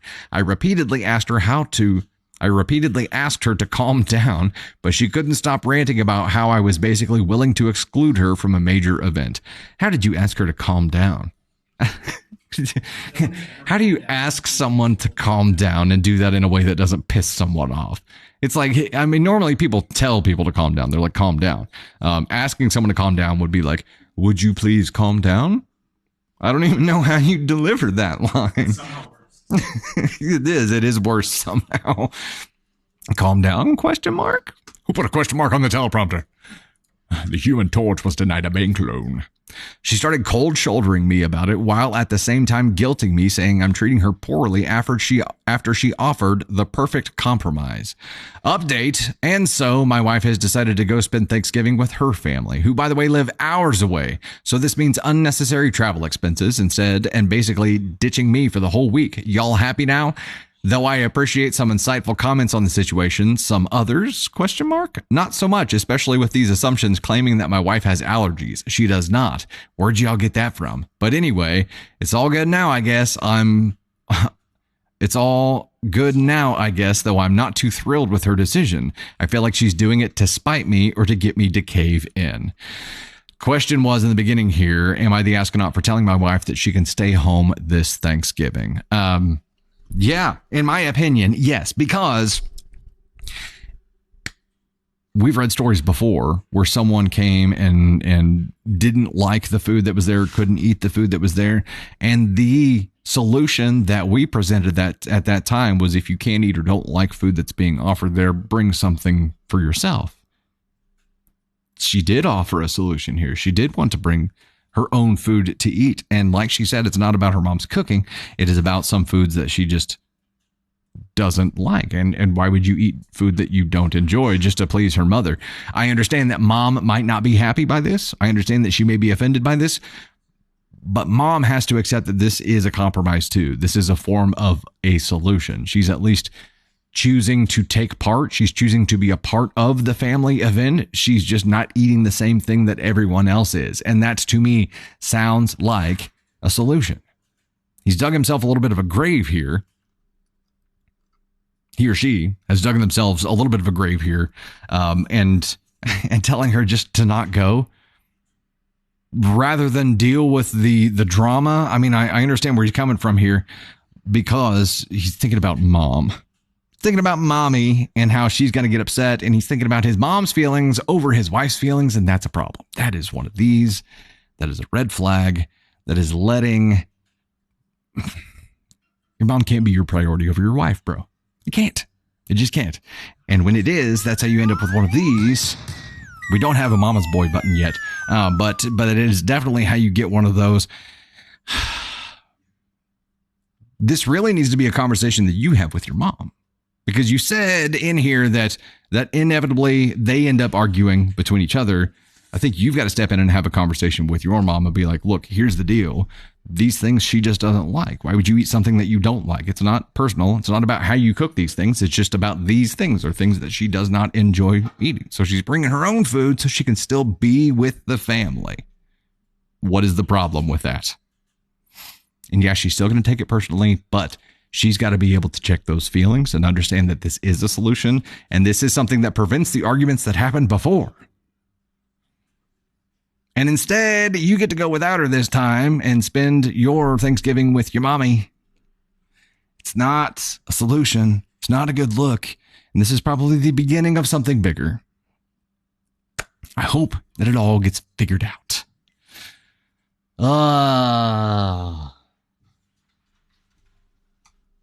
Hey, we met the turkey goal. Look at you guys. Is there nothing at a Thanksgiving dinner that she'll eat? Apparently not. But maybe it was just like main course things. I don't know.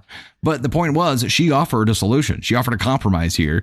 And he wasn't interested, because it was any kind of slight against his mother, or perceived slight, or something he knew that she would have a problem with, was not an option at all. He'd much rather slight his wife than his mother. That's a big problem here. Before we put him on the ASCON scale, let's talk turkey for just a second here and give thanks for this goal being met. TLS Journey, Kelsey C, Pirate Pups, AK Mary, Gabby Valencia, Michelle Heather, Kimberly. We've got The Funny Farm, Jen Gagliardi, Jay Kelst, Crash Cart Ronnie, Red Panda Fire, Pam K, Fell Hermit Fairy, Flower Girl, H. Lynn Cross, Jelly 55, Tony Spark, Lacey Lex, Becky Moorby, Prep Girl, Southern Country, Chelsea Stevens, Mama Silver, Ducky's Bell, Not That Ellen, Melissa McCaskill. Yep, I said that right. Diana 5520, Crystal Smith, Janice C, Ruby Redhead, Rebecca Bain, Trisha Edwards, Alitala. I'm going to have to, that'll take me some getting used to. I'll get it eventually. Lady Stormfly, Ann Bracker, Heidi J, Candy Thunder, Effulgent One, Lisa Barnett, Shanice Blessings, Elise Newman, Candy CLKB, Nat Ford, Helena Elizabeth, Helena Elizalde. I'll get that one right eventually too. Ms. Helene and Amanda McPhail. Thank you guys so much for helping us get there and supporting my mission Protect the Cake today. Y'all are incredibly awesome. Incredible. The next one we're going to set up is back to this. Okay, got it. Got it. We're not getting crazy. We're not doing any kind of really high dollar things today. We're keeping it reasonable.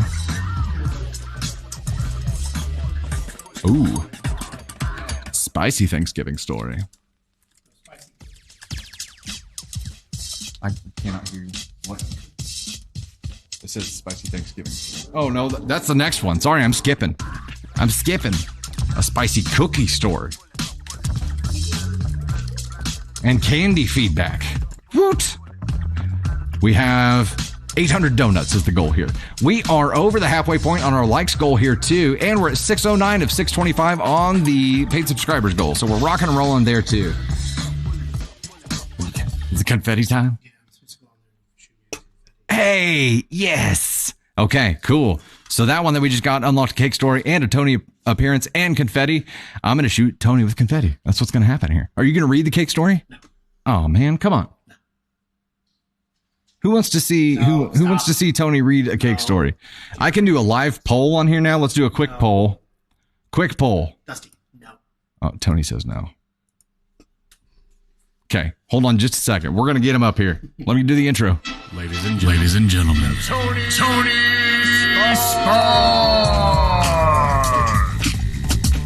Well, hello. I'm back. Thanks for all the turkey gifts since it's Thanksgiving week and it's not Christmas because it's Thanksgiving. So we celebrate with turkeys and a lot of confetti. Somebody in here asked, what is Protect the Cake?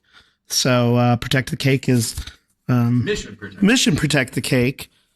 Came from Dusty's, what story was it? A long time ago. It was the lemon cake story or something, right? That's where it all started. I'm not sure. I have no idea, actually. And Protect the Cake happened. So then we had this idea to put together cake kits for some local organizations that provide assistance to people that need it. And we thought that cake, what? Hey, where's the mute button to whoever said? Just kidding. Anyway, so we have put together the cake kits that Dusty just showed off, and we're going to give them away to local organizations. So everybody can have a birthday cakes if we want to make sure that kids have access to them. And you guys are rocking it on all the gift goals and donations through the website. And I'm ignoring whatever's happening in the chat because she's laughing, so it must be good. But yeah, so you guys are rocking it so far. We're doing great, and we're getting donations through the website, and the gift goals are rocking, and we're excited about it. So that's what Protect the Cake is. Mission Protect the Cake is today. confetti not included. I don't know. That one's got confetti in it. There may just be like confetti that ends up in it. Yeah, it's true. Yeah. Plenty of that. Yeah. The confetti colors all mean something different. It's an Easter egg for everything. Lisa says, what gifts go toward Mission Protect the Cake? All of them. Everything today. All the proceeds from today's live will go towards that. And then Dusty Thunder is donating as well, because we know TikTok does take a portion of that. So, and then everything we receive through the website too. So I'm sure that going like down the road, we'll probably do some lives every so often with this. So yeah, we're pretty excited about it. You guys are rocking it right now. Hello. And in case you haven't noticed by now, like the theme today is all Thanksgiving and cake stories. I don't know if you've picked that up. Hey, Lisa, thanks for the lights. Who wants to see Tony read a story? Nobody wants to see Tony read a story. We're not reading a story. That's not on. Listen, Mr. Plan, that is not on the plan today. Hold on. No. I can make it on the plan real quick here. No, you can't. Nope. We don't change plans like that. We would never. What the hell we don't? We would never. We don't call audibles here. We would don't never. do that. No. We would never. But anyway, yeah. Thank you guys. We're at what, 362 out of 800 for the spicy cookie story. And it's pretty spicy, to be honest. And it's pretty. Why a spicy cookie sounds dirty, but it does. Yeah. And then Candy's gonna give feedback on it, because when I showed her the story yesterday, she was fired up about it. Spicy cookie leads to spicy candy. Protect the cake, people. Protect the cake. Bye, guys. Thank you, Tony. Good to have you here. We'll never force you to read a story. We can't force you to read a story, but but I hope someday that you will consider it. You've done it before. Got to get confetti off the keyboard here. Gosh darn it, I'm hitting buttons again. I'm just hitting all the buttons. Okay, so now we've unlocked the cake story. So I'm going to pull that up, and now my mouse is freaking out again. Oh my goodness. Okay, so we have, is this, am I on cake reward story number 3? Is that right? Yeah. Okay, cake reward story number 3. This is a follower submitted story, and it goes like this. Am I the astronaut for buying an expired cake? Hey, Dusty, love all the content from you, Candy, and the whole Thunder team. I need some advice on whether or not I'm the astronaut, and I'm leaning towards saying that I am, but I need the wisdom of Dusty to help me decide. I don't know how much wisdom I have, but I do have a gray beard. Maybe that's indicative. My niece, 6, recently had a birthday. We had a small family gathering at my parents' house with just my parents, my sister, niece's mom, her husband, his parents, and grandparents. It was a nice backyard barbecue, and we lucked out with great weather. Everyone was in charge of bringing something for the party, and I was voluntold to bring the cupcakes. For a little bit of context, I'm currently struggling financially. I was laid off from my job 2 months ago, and I haven't been able to find a new job. I also have a medical condition that I won't go into, but it requires expensive prescriptions that I now have to pay for out of pocket since I lost my insurance. I love my niece, so I wasn't going to disappoint her and not deliver on the cake, but I wanted to get her a very nice cake from a local bakery, but I quickly discovered that they were way out of my budget. I wish I could spend $100 on a nice cake for my niece, but I just can't swing it right now. I decided to check out the bakery at my local supermarket, but I don't know what just came out of my mouth, but it was not the word it was supposed to be. Supermarket. I decided to check out the bakery at my local supermarket, and to my surprise, they had the perfect cake and the colors even matched the Little Mermaid theme. It was on the day-old shelf, and I got it for a great price. I couldn't wait to take it to the party over the weekend. On the day of the party, everyone was pleasantly surprised by the cake that I brought, even though they thought I would mess it up. Oh, I think they thought I would mess it up. So I was feeling great that I snagged such an awesome cake for a great price. We sang happy birthday and cut the cake.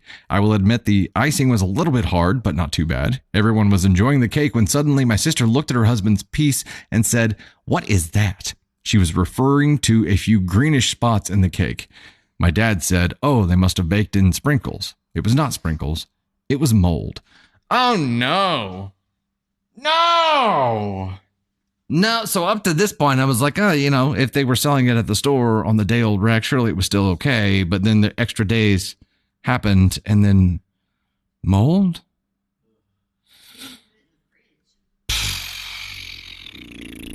Everyone, including myself, was horrified. Everyone began spitting out their cake and freaking out. My sister went off on me. She was yelling at me for being so cheap that I bought a moldy cake and how I ruined her daughter's birthday. I lost it. I kept apologizing and finally I left.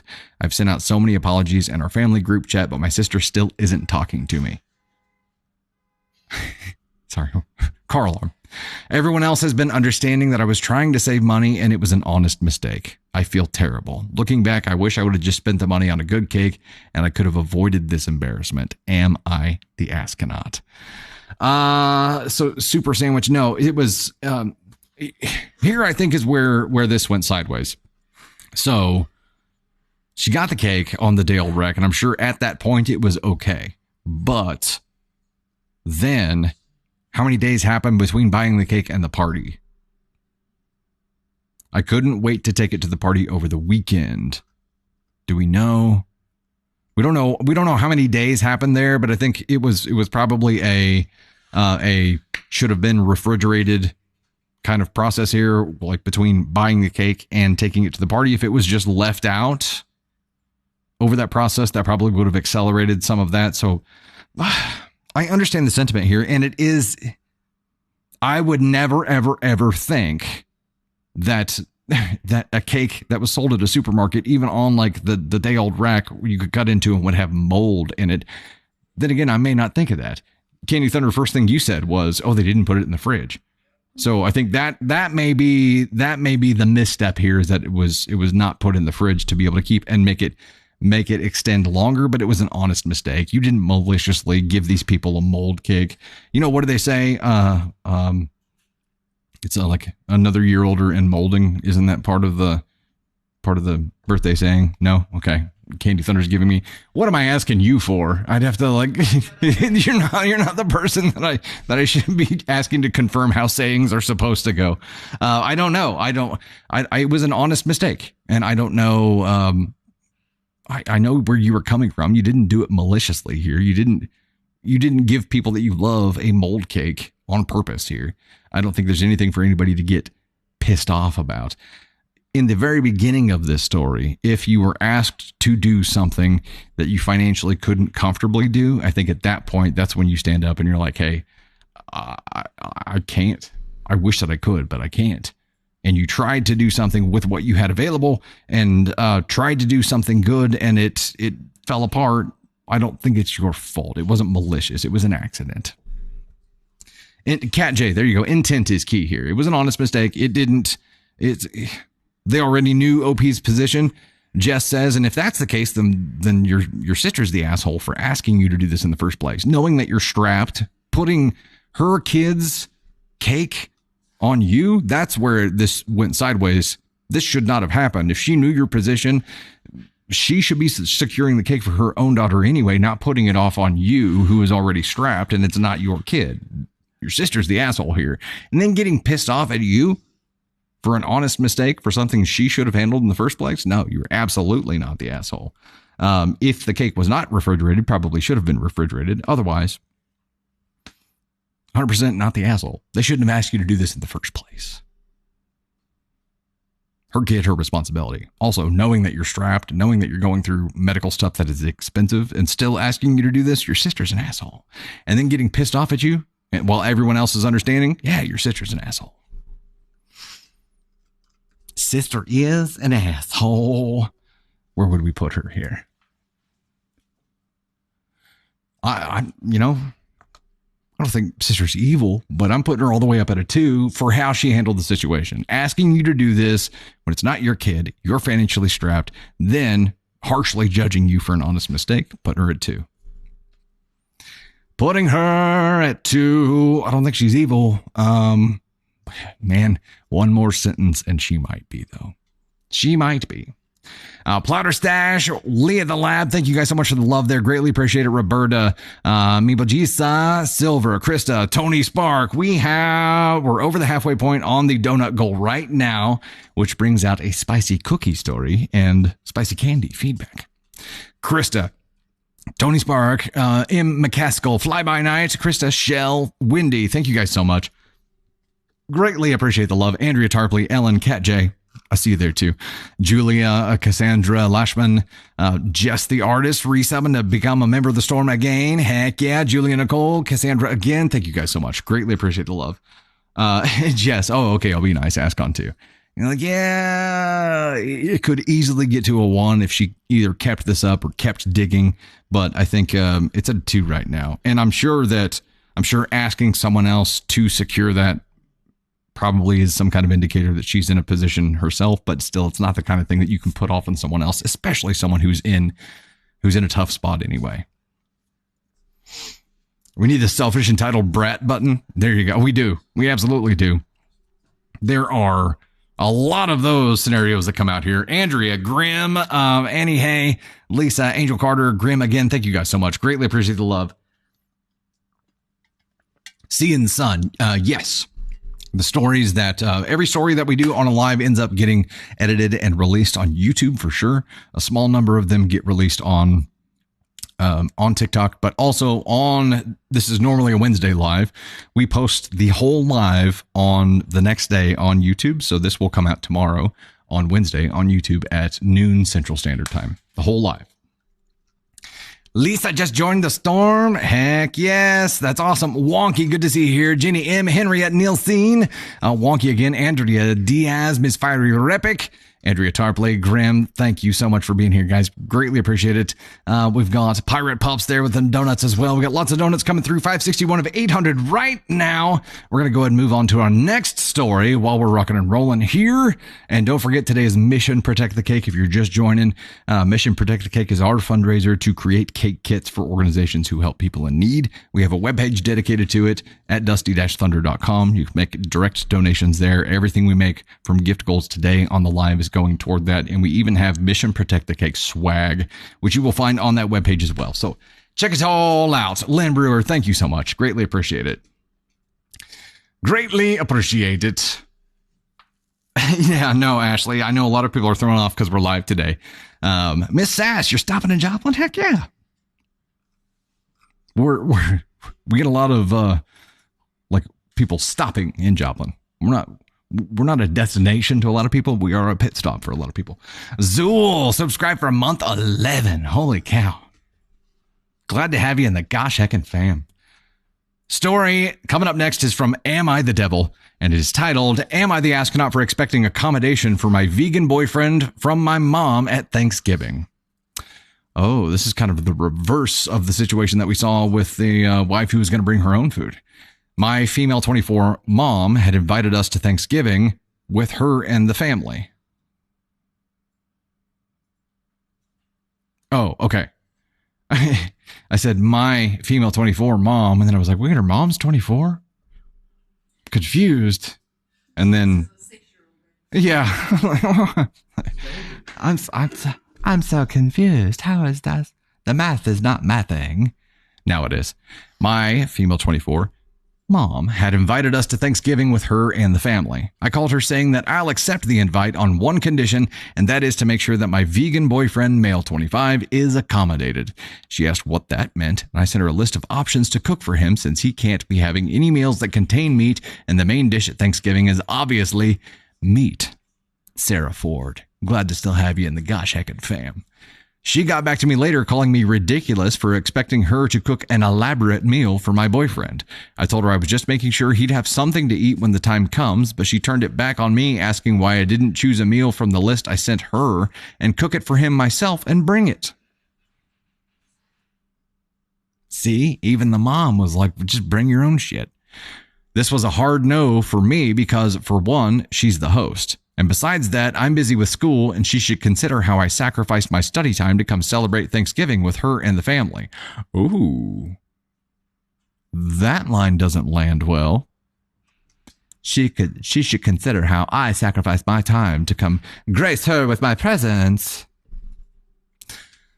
She said that I was out of line and hung up. Dad called me and was furious, saying that he couldn't believe this attitude I'm giving about the whole thing, but just said that I was making sure that my boyfriend, who's a guest at their event, was accommodated, and that's all. We argued, and he hung up, telling me to get over myself. We haven't talked after that. My siblings want me to attend, but Mom thinks it's unfair what I'm asking of her.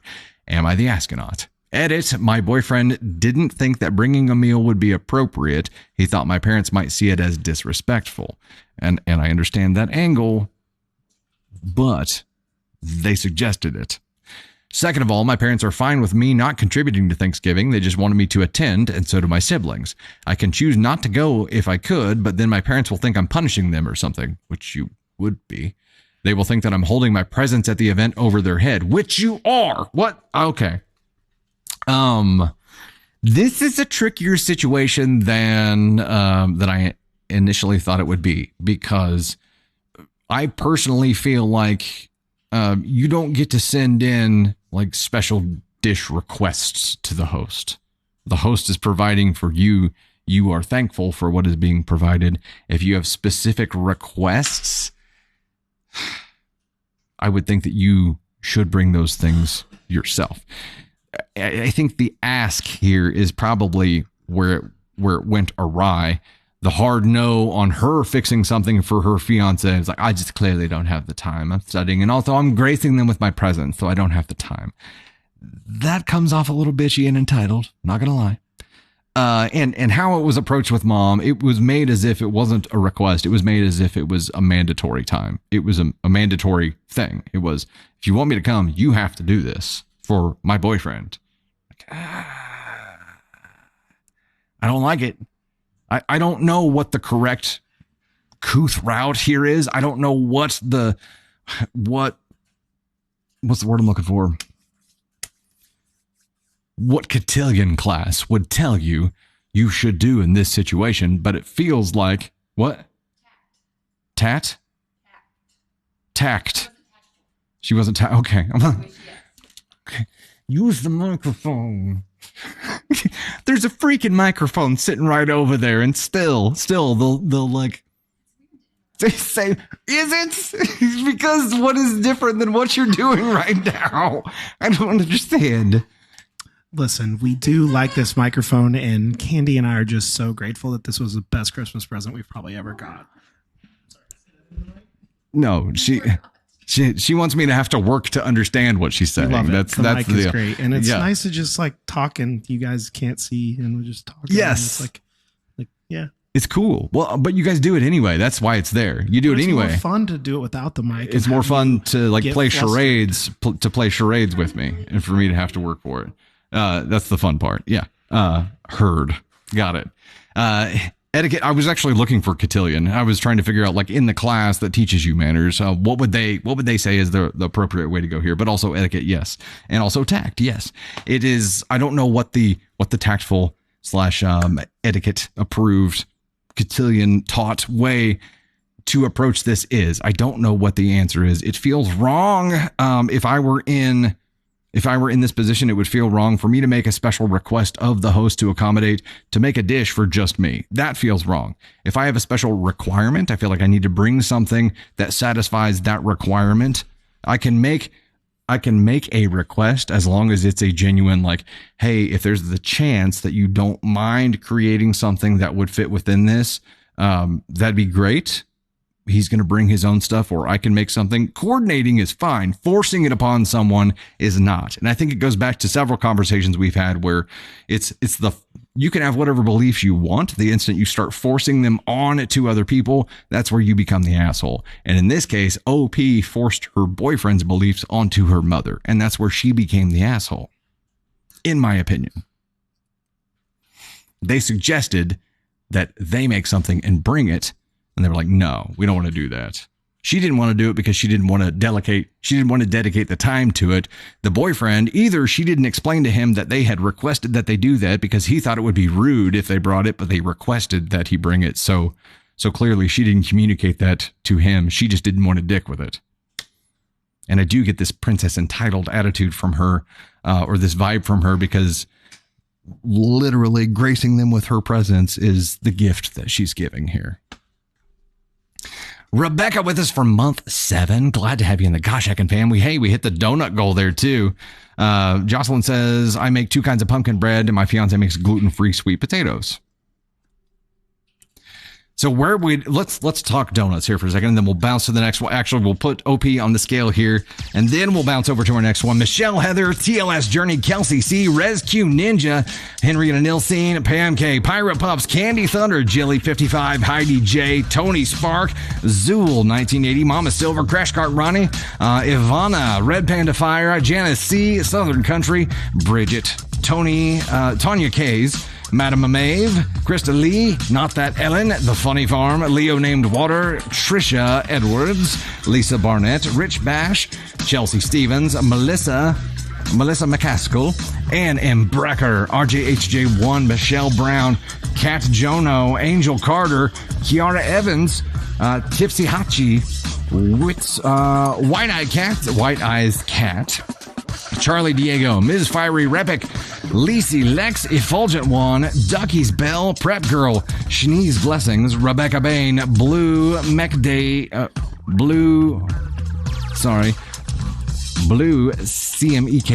JJ. We've got Born an Old Soul and Wonderfully Wonky. Thank you all so much for helping support Mission Protect the Cake today. Our next one that we're setting up is definitely not the crazy 30,000 coin Thanksgiving things they got going on. That's just bonkers. I don't know what TikTok is thinking whenever they're creating those two. Like 30,000 coin gifts. Like they think millionaires are sitting here on TikTok gifting people. I don't know, but if you sit and watch people's, like, some of these lives, people send those giant gifts all the time. I don't understand who's doing it. I don't. I can't imagine asking someone to do that. The amount of the different types of gifts that are those enormous amounts are insane. Yeah, they have like a whole garage full of airplanes and stuff that you can gift, and we're just confused. Okay, so we unlocked the spicy cookie story. Oh no, I screwed this up. Okay, hold on. The whole highlighting of things, I think I must have had that one highlighted and I really screwed myself up. Sorry. Give me just a moment here. Where is this one? Uh-oh. I'm lost. So that one is actually called November. Tony Spark, the one that we're going for next, I think. What'd you say? Yeah, that's the huge one. We don't want to do that. We definitely don't want to do that. Okay, so this one is going to be a spicy Thanksgiving story. And then confetti. And confetti. But we get to read the spicy cookie story, get spicy candy feedback. Before we do that, let's put our OP on the ASCON scale here, because I certainly believe she belongs there. Certainly think that she belongs there. Zoe, you were just listening to the podcast? Well, heck yeah. Heck yeah. Yeah, we have the November goal set up now. It's called November, and it's the 88 coin one. Okay, so, gosh, I think the tone and the method of delivery here, I'm pretty sure there was a refusal to communicate or to relay details from the parents to the boyfriend. That would have been solution. She just wants to force it upon her mom. I feel like it was an asshole move. Feel like it was an entitled princess kind of vibe here, and there was a solution available that she just ignored. Going two on here. If she continued pressing it, or she did it in a more visceral way, could have gotten to a 1. It depends on what happens with the situation. It could easily become a 1. Easily. But I'm leaving her at 2, trying to give her a chance to resolve a situation here. But my gosh, if our kids at some point in the future, they're not to that point yet, if our kids did that to us, I'd be like, no, I'm not going to spend hours cooking a whole elaborate dish for one person. Bring something, or if we can modify something that we're already making to work for them, that would be we'd be all for it. We'd be all for it. But like asking someone to dedicate a large amount of time and expense to accommodate one single person is not reasonable, especially when there's another solution present. I'm being nice today, Jess. Well, yeah, only on camera. Taylor, Chiefs game was a shit show. It's like Bruno at this point. I heard you, Candy Thunder. Right back at you. We're ripping Beth today. I love you. I'll see you at the house later, but fuck you.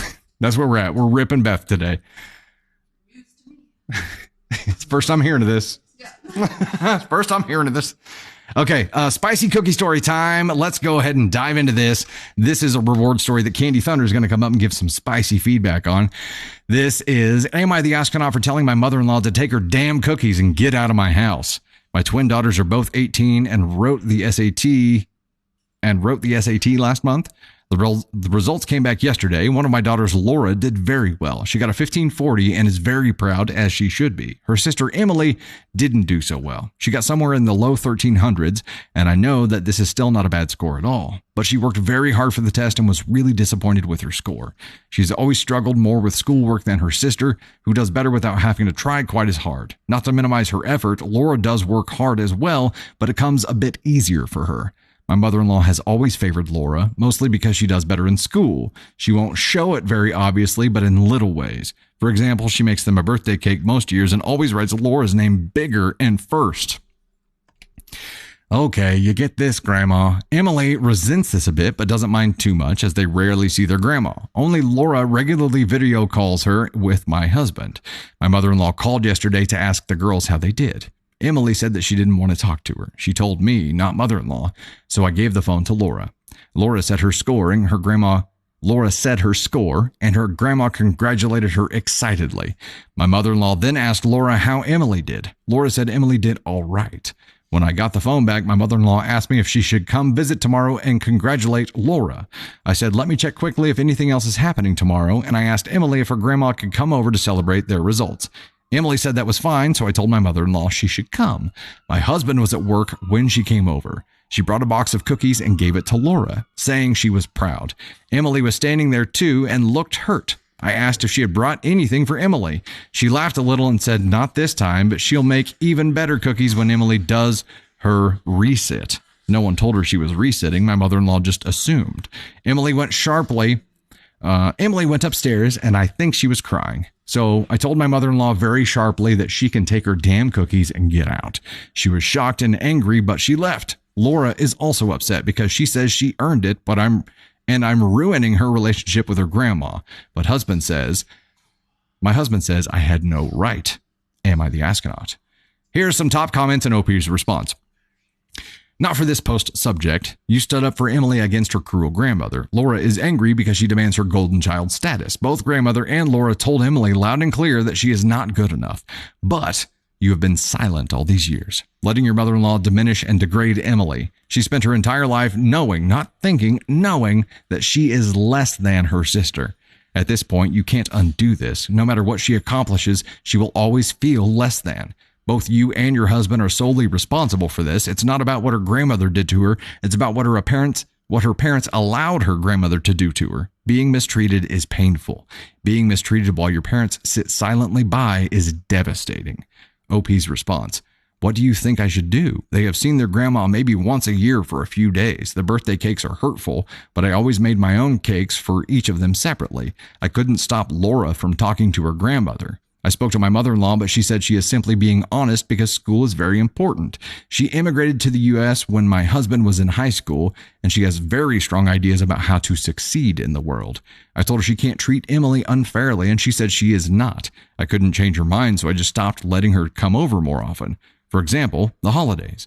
My husband was upset but agreed that it would be impossible to convince his mother to act differently, and so if I was sure that this was hurting Emily, she doesn't have to visit. I don't know what I could have done differently, but that is not important. What do you think I should do differently now? And ladies and gentlemen, to give us some feedback on this, Candy Thunder. Come on, Tater. Come on, Tater. What do you think? Do you want me to go first, or do you want to? Yeah, go for it. I think that as a parent, I feel that it was her job to protect her kids, and she did not. She didn't protect one of her kids, and she let this happen for years. And the dad is just as guilty as the mother-in-law because he defended the mother-in-law in this situation. So no, she's not the asshole in this instance, like in this exact situation, but she is the asshole to her kids. To Emily, sorry, not her kids.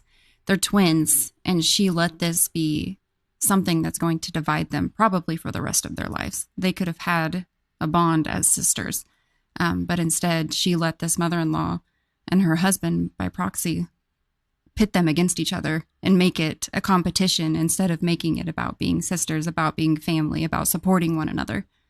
And man, I would have put a stop to this the first time the cake came over and the name was bigger than they're twins. I mean, like she knew what she was doing, and I don't know why she latched on to Laura specifically, but man, F that freaking mother-in-law. Grades. I mean, that's what OP said. OP said she's naturally favored her because she does better in school.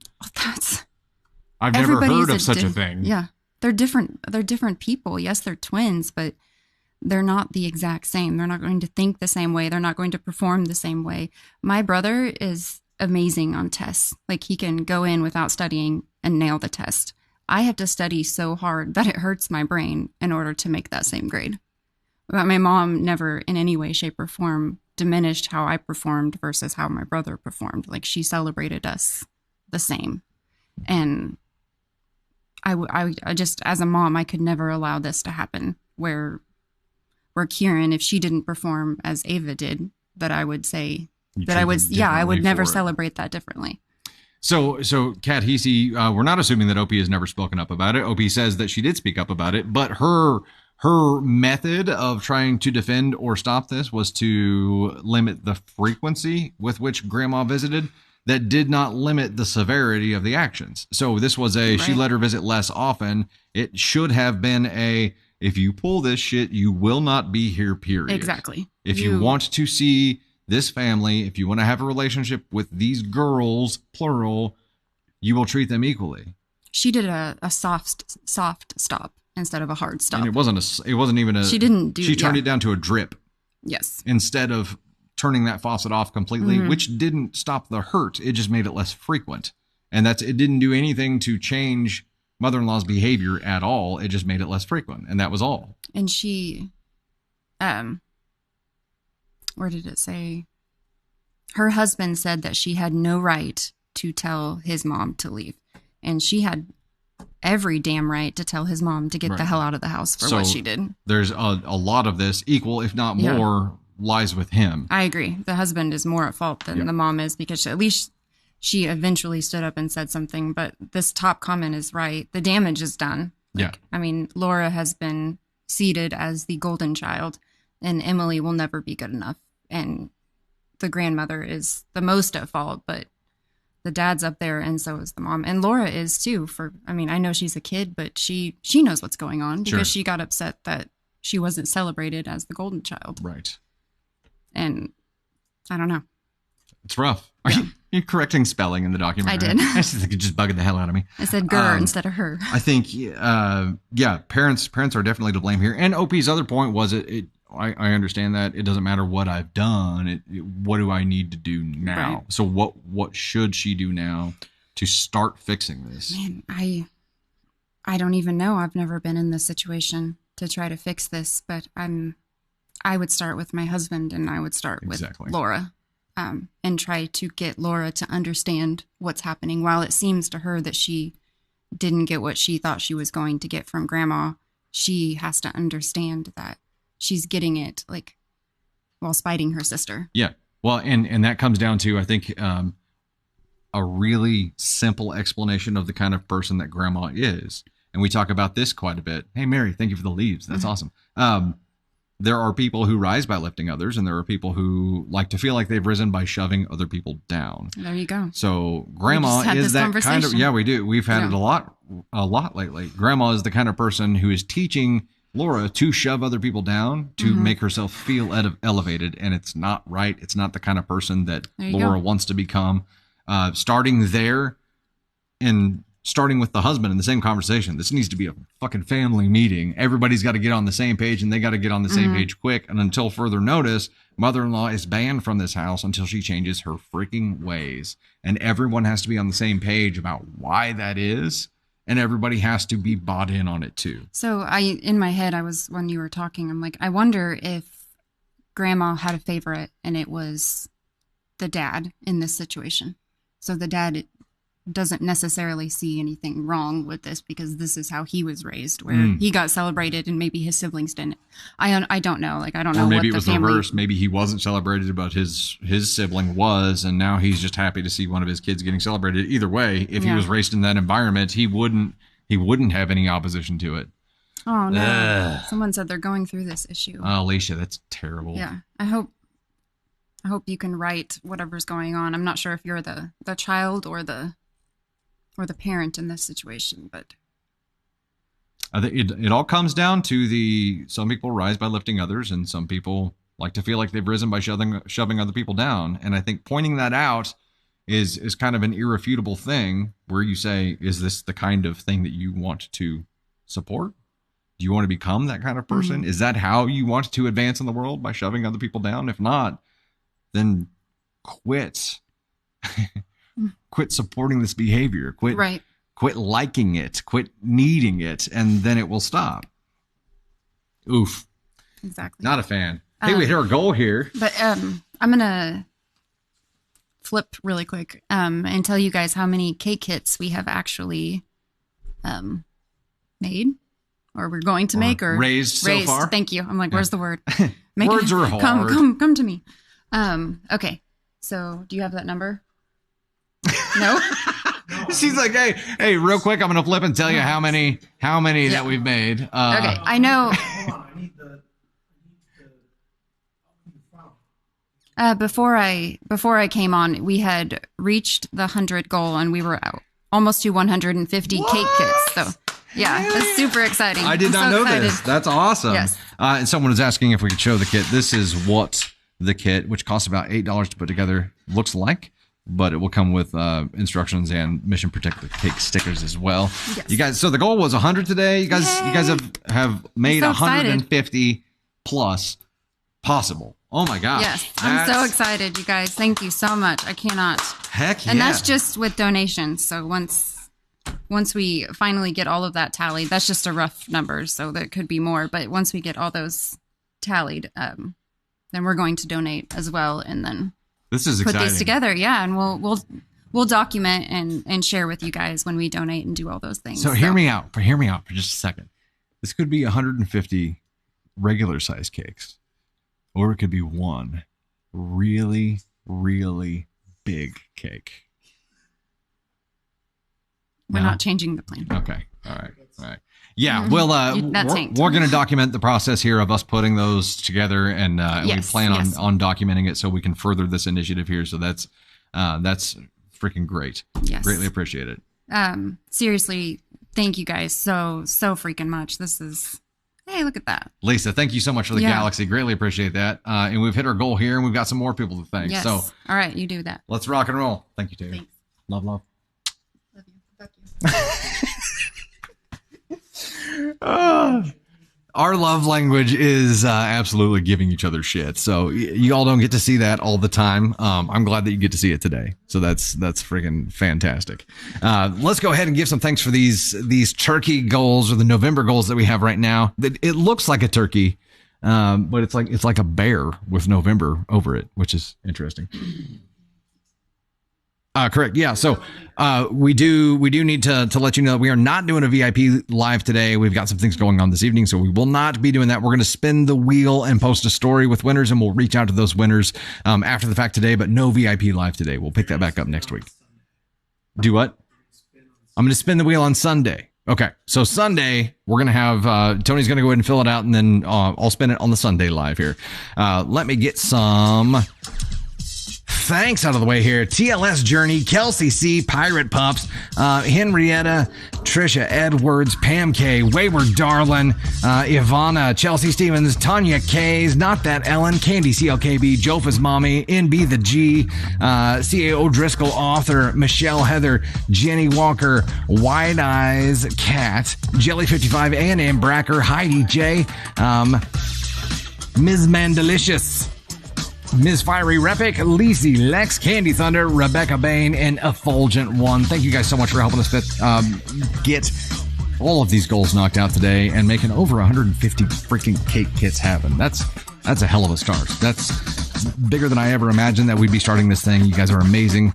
And I want to give you a huge shout out here. C Sizzle, Dark Skull Faye, Tracy, Elizabeth, Carrie Rosa, Elizabeth again, Farron, Woldridge, Jules, Jose Perez, Pirate Pups, Jessica Kearns, Ada Pack, Lisa Eldridge with the Galaxy there, Ronnie, Elizabeth White, Maria Goddard, Carrie Rosa again, Jessica Kearns, Elizabeth, Mary with the Autumn Leaves, Jetta, Maria, Michelle, Maria again, Jody Jones, Elizabeth, Megan Carroll, Tanya, Juju Girl, Kelsey with that train that I saw. It was super cool too. Elizabeth White, Lacey Lex, Lady Stormfly, C.A. O'Driscoll, whom, by the way, I have a lot of her works right here. C.A. O'Driscoll, author, Stacy, with the gifts there as well. Janet Lopez, Cheryl, Leah the Lab, TLS, Michelle, Heather, Pirate Pups. You guys are awesome. Thank you so much for all the love today, for making over 150 freaking cake kits happen. Are you punching in? Okay, so I did the rough math of where we're at. So we're at about 161 cake kits. 161 freaking cake kits. And so, yeah, good job, guys. And then, yeah, so since we're not doing the VIP live, I did unlock a story, so we'll go ahead and you can read the last story. Okay, gotcha. Spicy Thanksgiving. So we're going to have story. the spicy Thanksgiving story, I'll go ahead and do now. Okay. And then we could set a new goal too, and then we'll just keep going towards the cake kits. All right. That will work. Let me go ahead and set the next one up there, and we're extended here a few minutes. So let me get this next one started. Let's see if I can find the right thing here. There we go. Okay. Now I've got the right one. This one is going to unlock a confetti cannon. And the spicy Thanksgiving story is the one that we've unlocked and we're getting to here. Heck yeah, we almost got through all of our stories today too, which is different. We normally have a couple. Will, how about them Chiefs? That has been a large topic of conversation today, as you can imagine. It's been a very large topic of conversation here. We have 100 confetti set up for our goal right now. So we're going to rock and roll on that. I won't set another one up. So whatever you guys want to do after we hit that fact, just rock and roll with it. This is a follower submitted spicy Thanksgiving story that goes like this. Am I the astronaut for asking for a divorce on Thanksgiving in front of our families? Whoo, shit. Could you pass the cranberry sauce and a divorce? That's hardcore. Dusty, this happened to me a few years ago, but it is relevant to the holiday and very spicy, so I thought you might enjoy. I'm already enjoying it. I had suspected my ex-husband, let's call him John, of cheating on me for quite some time. He had cheated on me for some years earlier, but we'd agreed to work it out and stay together for the kids. Now he had reverted back to his old pattern behavior, working late, going out after work with his work buddies, taking calls at all hours of the day and night, acting distant and closed off with me, all the telltale signs. I had made it clear to him the first time that it happened. If it happens again, I'm leaving him. I also made it clear that I would not cover for him or attempt in any way to hide his infidelity or help him save face. We are open and honest with our entire family about everything else, and I refused to be secretive about this just to keep him from looking like the bad guy. So for several months, I had checked his phone looking for irrefutable evidence, and I finally found it. 2 days before Thanksgiving. I was angry, but I was not really surprised. I decided to wait until after the holiday to address it so that we could give the kids one more chance for us all to be together. Every year, we had hosted Thanksgiving lunch at our house for the entire family, his parents and mine, along with all of our siblings and their kids. In total, we had nearly 40 people in our home. This was a big undertaking for me, and I needed a lot of help from him, but not surprisingly, he was very distracted, and he was on his phone the whole evening before and the morning of Thanksgiving, not helping at all, ignoring all the things I asked him to do. Needless to say, I was fed up. So the whole family arrives, and we sit down at the table together to eat, and he immediately excused himself to take a call. That was the last straw for me. The least he could do was pay attention to our family. When he returned, I took my spoon and tapped my glass like I was about to give a formal toast. But instead, I thanked everyone for being there and then said that it would regretfully be the last time we host Thanksgiving, as I was asking John for a divorce. I spoke about it casually as if everyone already knew. I asked them to excuse John's inattentive behavior, try not to blame him for his infidelity, and to give us both grace as we spend this final holiday together. Now, I know this was probably not the best way to break the news to our kids, but they were both older, high school, and this was not their first rodeo. As I mentioned, John had cheated before. They seemed to take it in stride. The rest of the family, however, specifically John's parents, took the news very badly. In their eyes, John could never do any wrong. My mother-in-law immediately started sobbing, like wailing. John's dad started screaming at me because I just ruined the holiday for John. Though I'm pretty sure John was still having his holiday. John was trying to get his mom to stop crying and got so frustrated with her that he stood up too, quickly knocking the whole dish of green bean casserole into the floor. Food went everywhere and the dish shattered. Coincidentally, that was the dish his mother brought, so naturally, she started crying even harder. This upset John's brother, who's always been a mama's boy, and he started yelling at me too, blaming me for the broken casserole. The screaming went on for about 15 minutes, during which time my parents, who were pretty laid back, somehow managed to gather what they had brought and sneak out of the house without being noticed. They did the Irish goodbye. Right? Is that what you call it, Tony? The Irish goodbye? They moonwalked. Yeah, did the Nick Panic moonwalk with their casserole? The rest of the family rode it out, but by the time it was all over, most of us were not even hungry anymore. The yelling match was followed by a long bout of awkward silence and stillness before my sister suggested we just pack everything up in portions so everyone could take their meals home. John ended up packing a bag and going to stay at his parents' house. I filed for divorce the following week. This will be my third Thanksgiving since, and while I regret the unexpected fiasco that my announcement caused, I will never regret exposing John's dishonesty to his family. In all reality, he probably ended up convincing them that I was the one actually cheating anyway. So am I the astronaut for asking for a divorce at Thanksgiving lunch? No. No. This is... You are not the asshole for your idiot brozo ex-husband cheating on you and then acting like a further cheating brozo idiot ex on Thanksgiving, not helping because he's distracted by his side pieces. Yeah, you should have noticed at previous Thanksgivings when he never went for the main course, he just always went after the sides. Eh? Come on. come on. No, it's not. I think he needed to be exposed, and you're probably right about his parents. If he could do no wrong, I mean, Dad immediately started yelling at you because you ruined the holiday for him. Wait, what? Yeah, you're right. I caused him to cheat. I forced him to, really forced him to cheat, so just so I could out him in front of everybody and ruin Thanksgiving. That was my intention. You're right. It's all my fault somehow. Cool. And then his brother, I mean, you can definitely see where the mentality comes from, because his brother did the same thing. The whole family was just like, oh, these kids can do no wrong. It must be your fault somehow. They can't make bad decisions. They certainly don't take accountability for everything. Anything, ever. It's got to be your fault. The freaking casserole dish that he knocked down on the ground was your fault too. I mean, it's pretty freaking clear. There's zero accountability to be had for them growing up or even now. So whatever. I feel bad for your folks. And I feel bad for your family having to endure the awkwardness. But you know what? It's family. That's what happens. It's what happens. NTA. And yeah. Tanya agreed. I thought that too. It says a lot when their kids took it in stride. They're like, we knew it was going to happen. The kids knew it. They weren't surprised. Yet his folks are like, no, I will not believe it. I will not believe it. I cannot believe it. LaTanya Jackson, Janet Lopez, Gray, LaTanya again, Liza McCoy, LaTanya with a whole bunch of gifts there. Thank you so much. Annie Hay, Gray again with a whole bunch of gifts there too. Melissa Evans, Chris, Silver, Kid Roscoe, Juju Girl, Becky Portier, LaTanya again, 22 Robbins. Yeah, we hit the confetti goal there too. I'm going to go ahead and give some thanks for that, and then we'll work our way out here. We hit the likes goal too?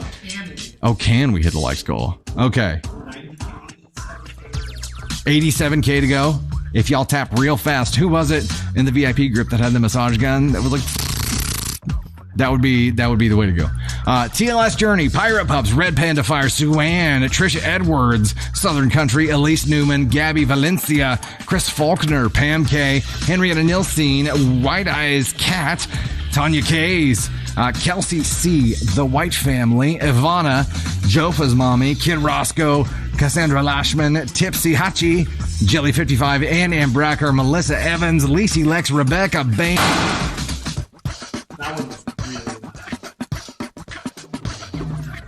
Yeah, I got the shockwave. I got the shockwave off of that one. Lacey Lex, Rebecca Bain, the effulgent one, not that Ellen. Thank you guys so much for being here with us today. We're ending at 95% and still climbing on that likes goal. Hit every single one of our goals today and have raised, probably by the end of this, probably close to 175 cakes that we're going to make. So this is insane.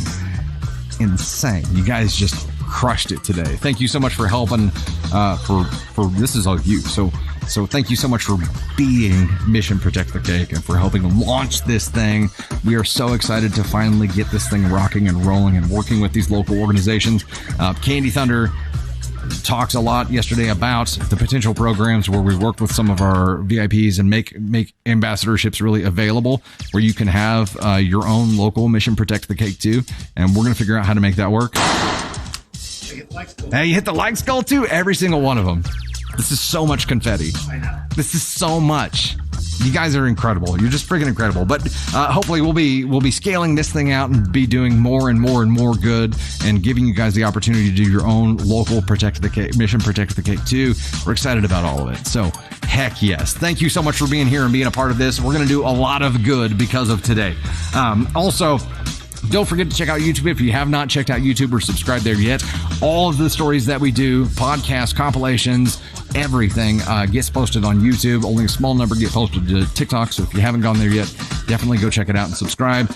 Piano Man Part 2 is there as well, which if it's the first time you're hearing anything about Piano Man, it's a work of fiction that I wrote and narrated. There are 2 parts out already. They're both close to an hour long, so it's a good listen, I hope. So check that out. We're gonna have a really good, fun week. I hope you guys have a really great Thanksgiving week for those of you who celebrate Thanksgiving, and get your fill and have a great time with family and have a drama-free meal, free of political talk and religious talk and all of the things that are just certain to create arguments. I hope it's just chill and you get to enjoy everything and just eat the food you love, be with the people you love, and just have a good time. You know what I mean? That's what I hope for you. We are thankful for all of you, of course. We couldn't do any of this without you, and you have already propelled us to do so much more than we ever thought we could do. So thank you so much. Have a wonderful week. And, Ellen has news that Candy's going to have to tell me? Heck yeah. That's exciting. Awesome. So you guys have a fantastic week, and we'll see you on Sunday. Bye. With the good night there, LaTanya. Thank you so much for that. 22 Robbins, TLS, Pam K. You guys are awesome. Fane, Annie, Pirate Pups, Jeremy Rockley, Pam K, Kelsey, LaTanya, Laura L, Lauren Singleton, Vampy Yoko, Chasing Butterflies, Ellie the Bestest, LaTanya Jackson, Mary, Carissa Freeman, Varza Mama, Becky Portier, Chris. You guys are awesome. Thank you so much. Have a wonderful week. We'll see you next time.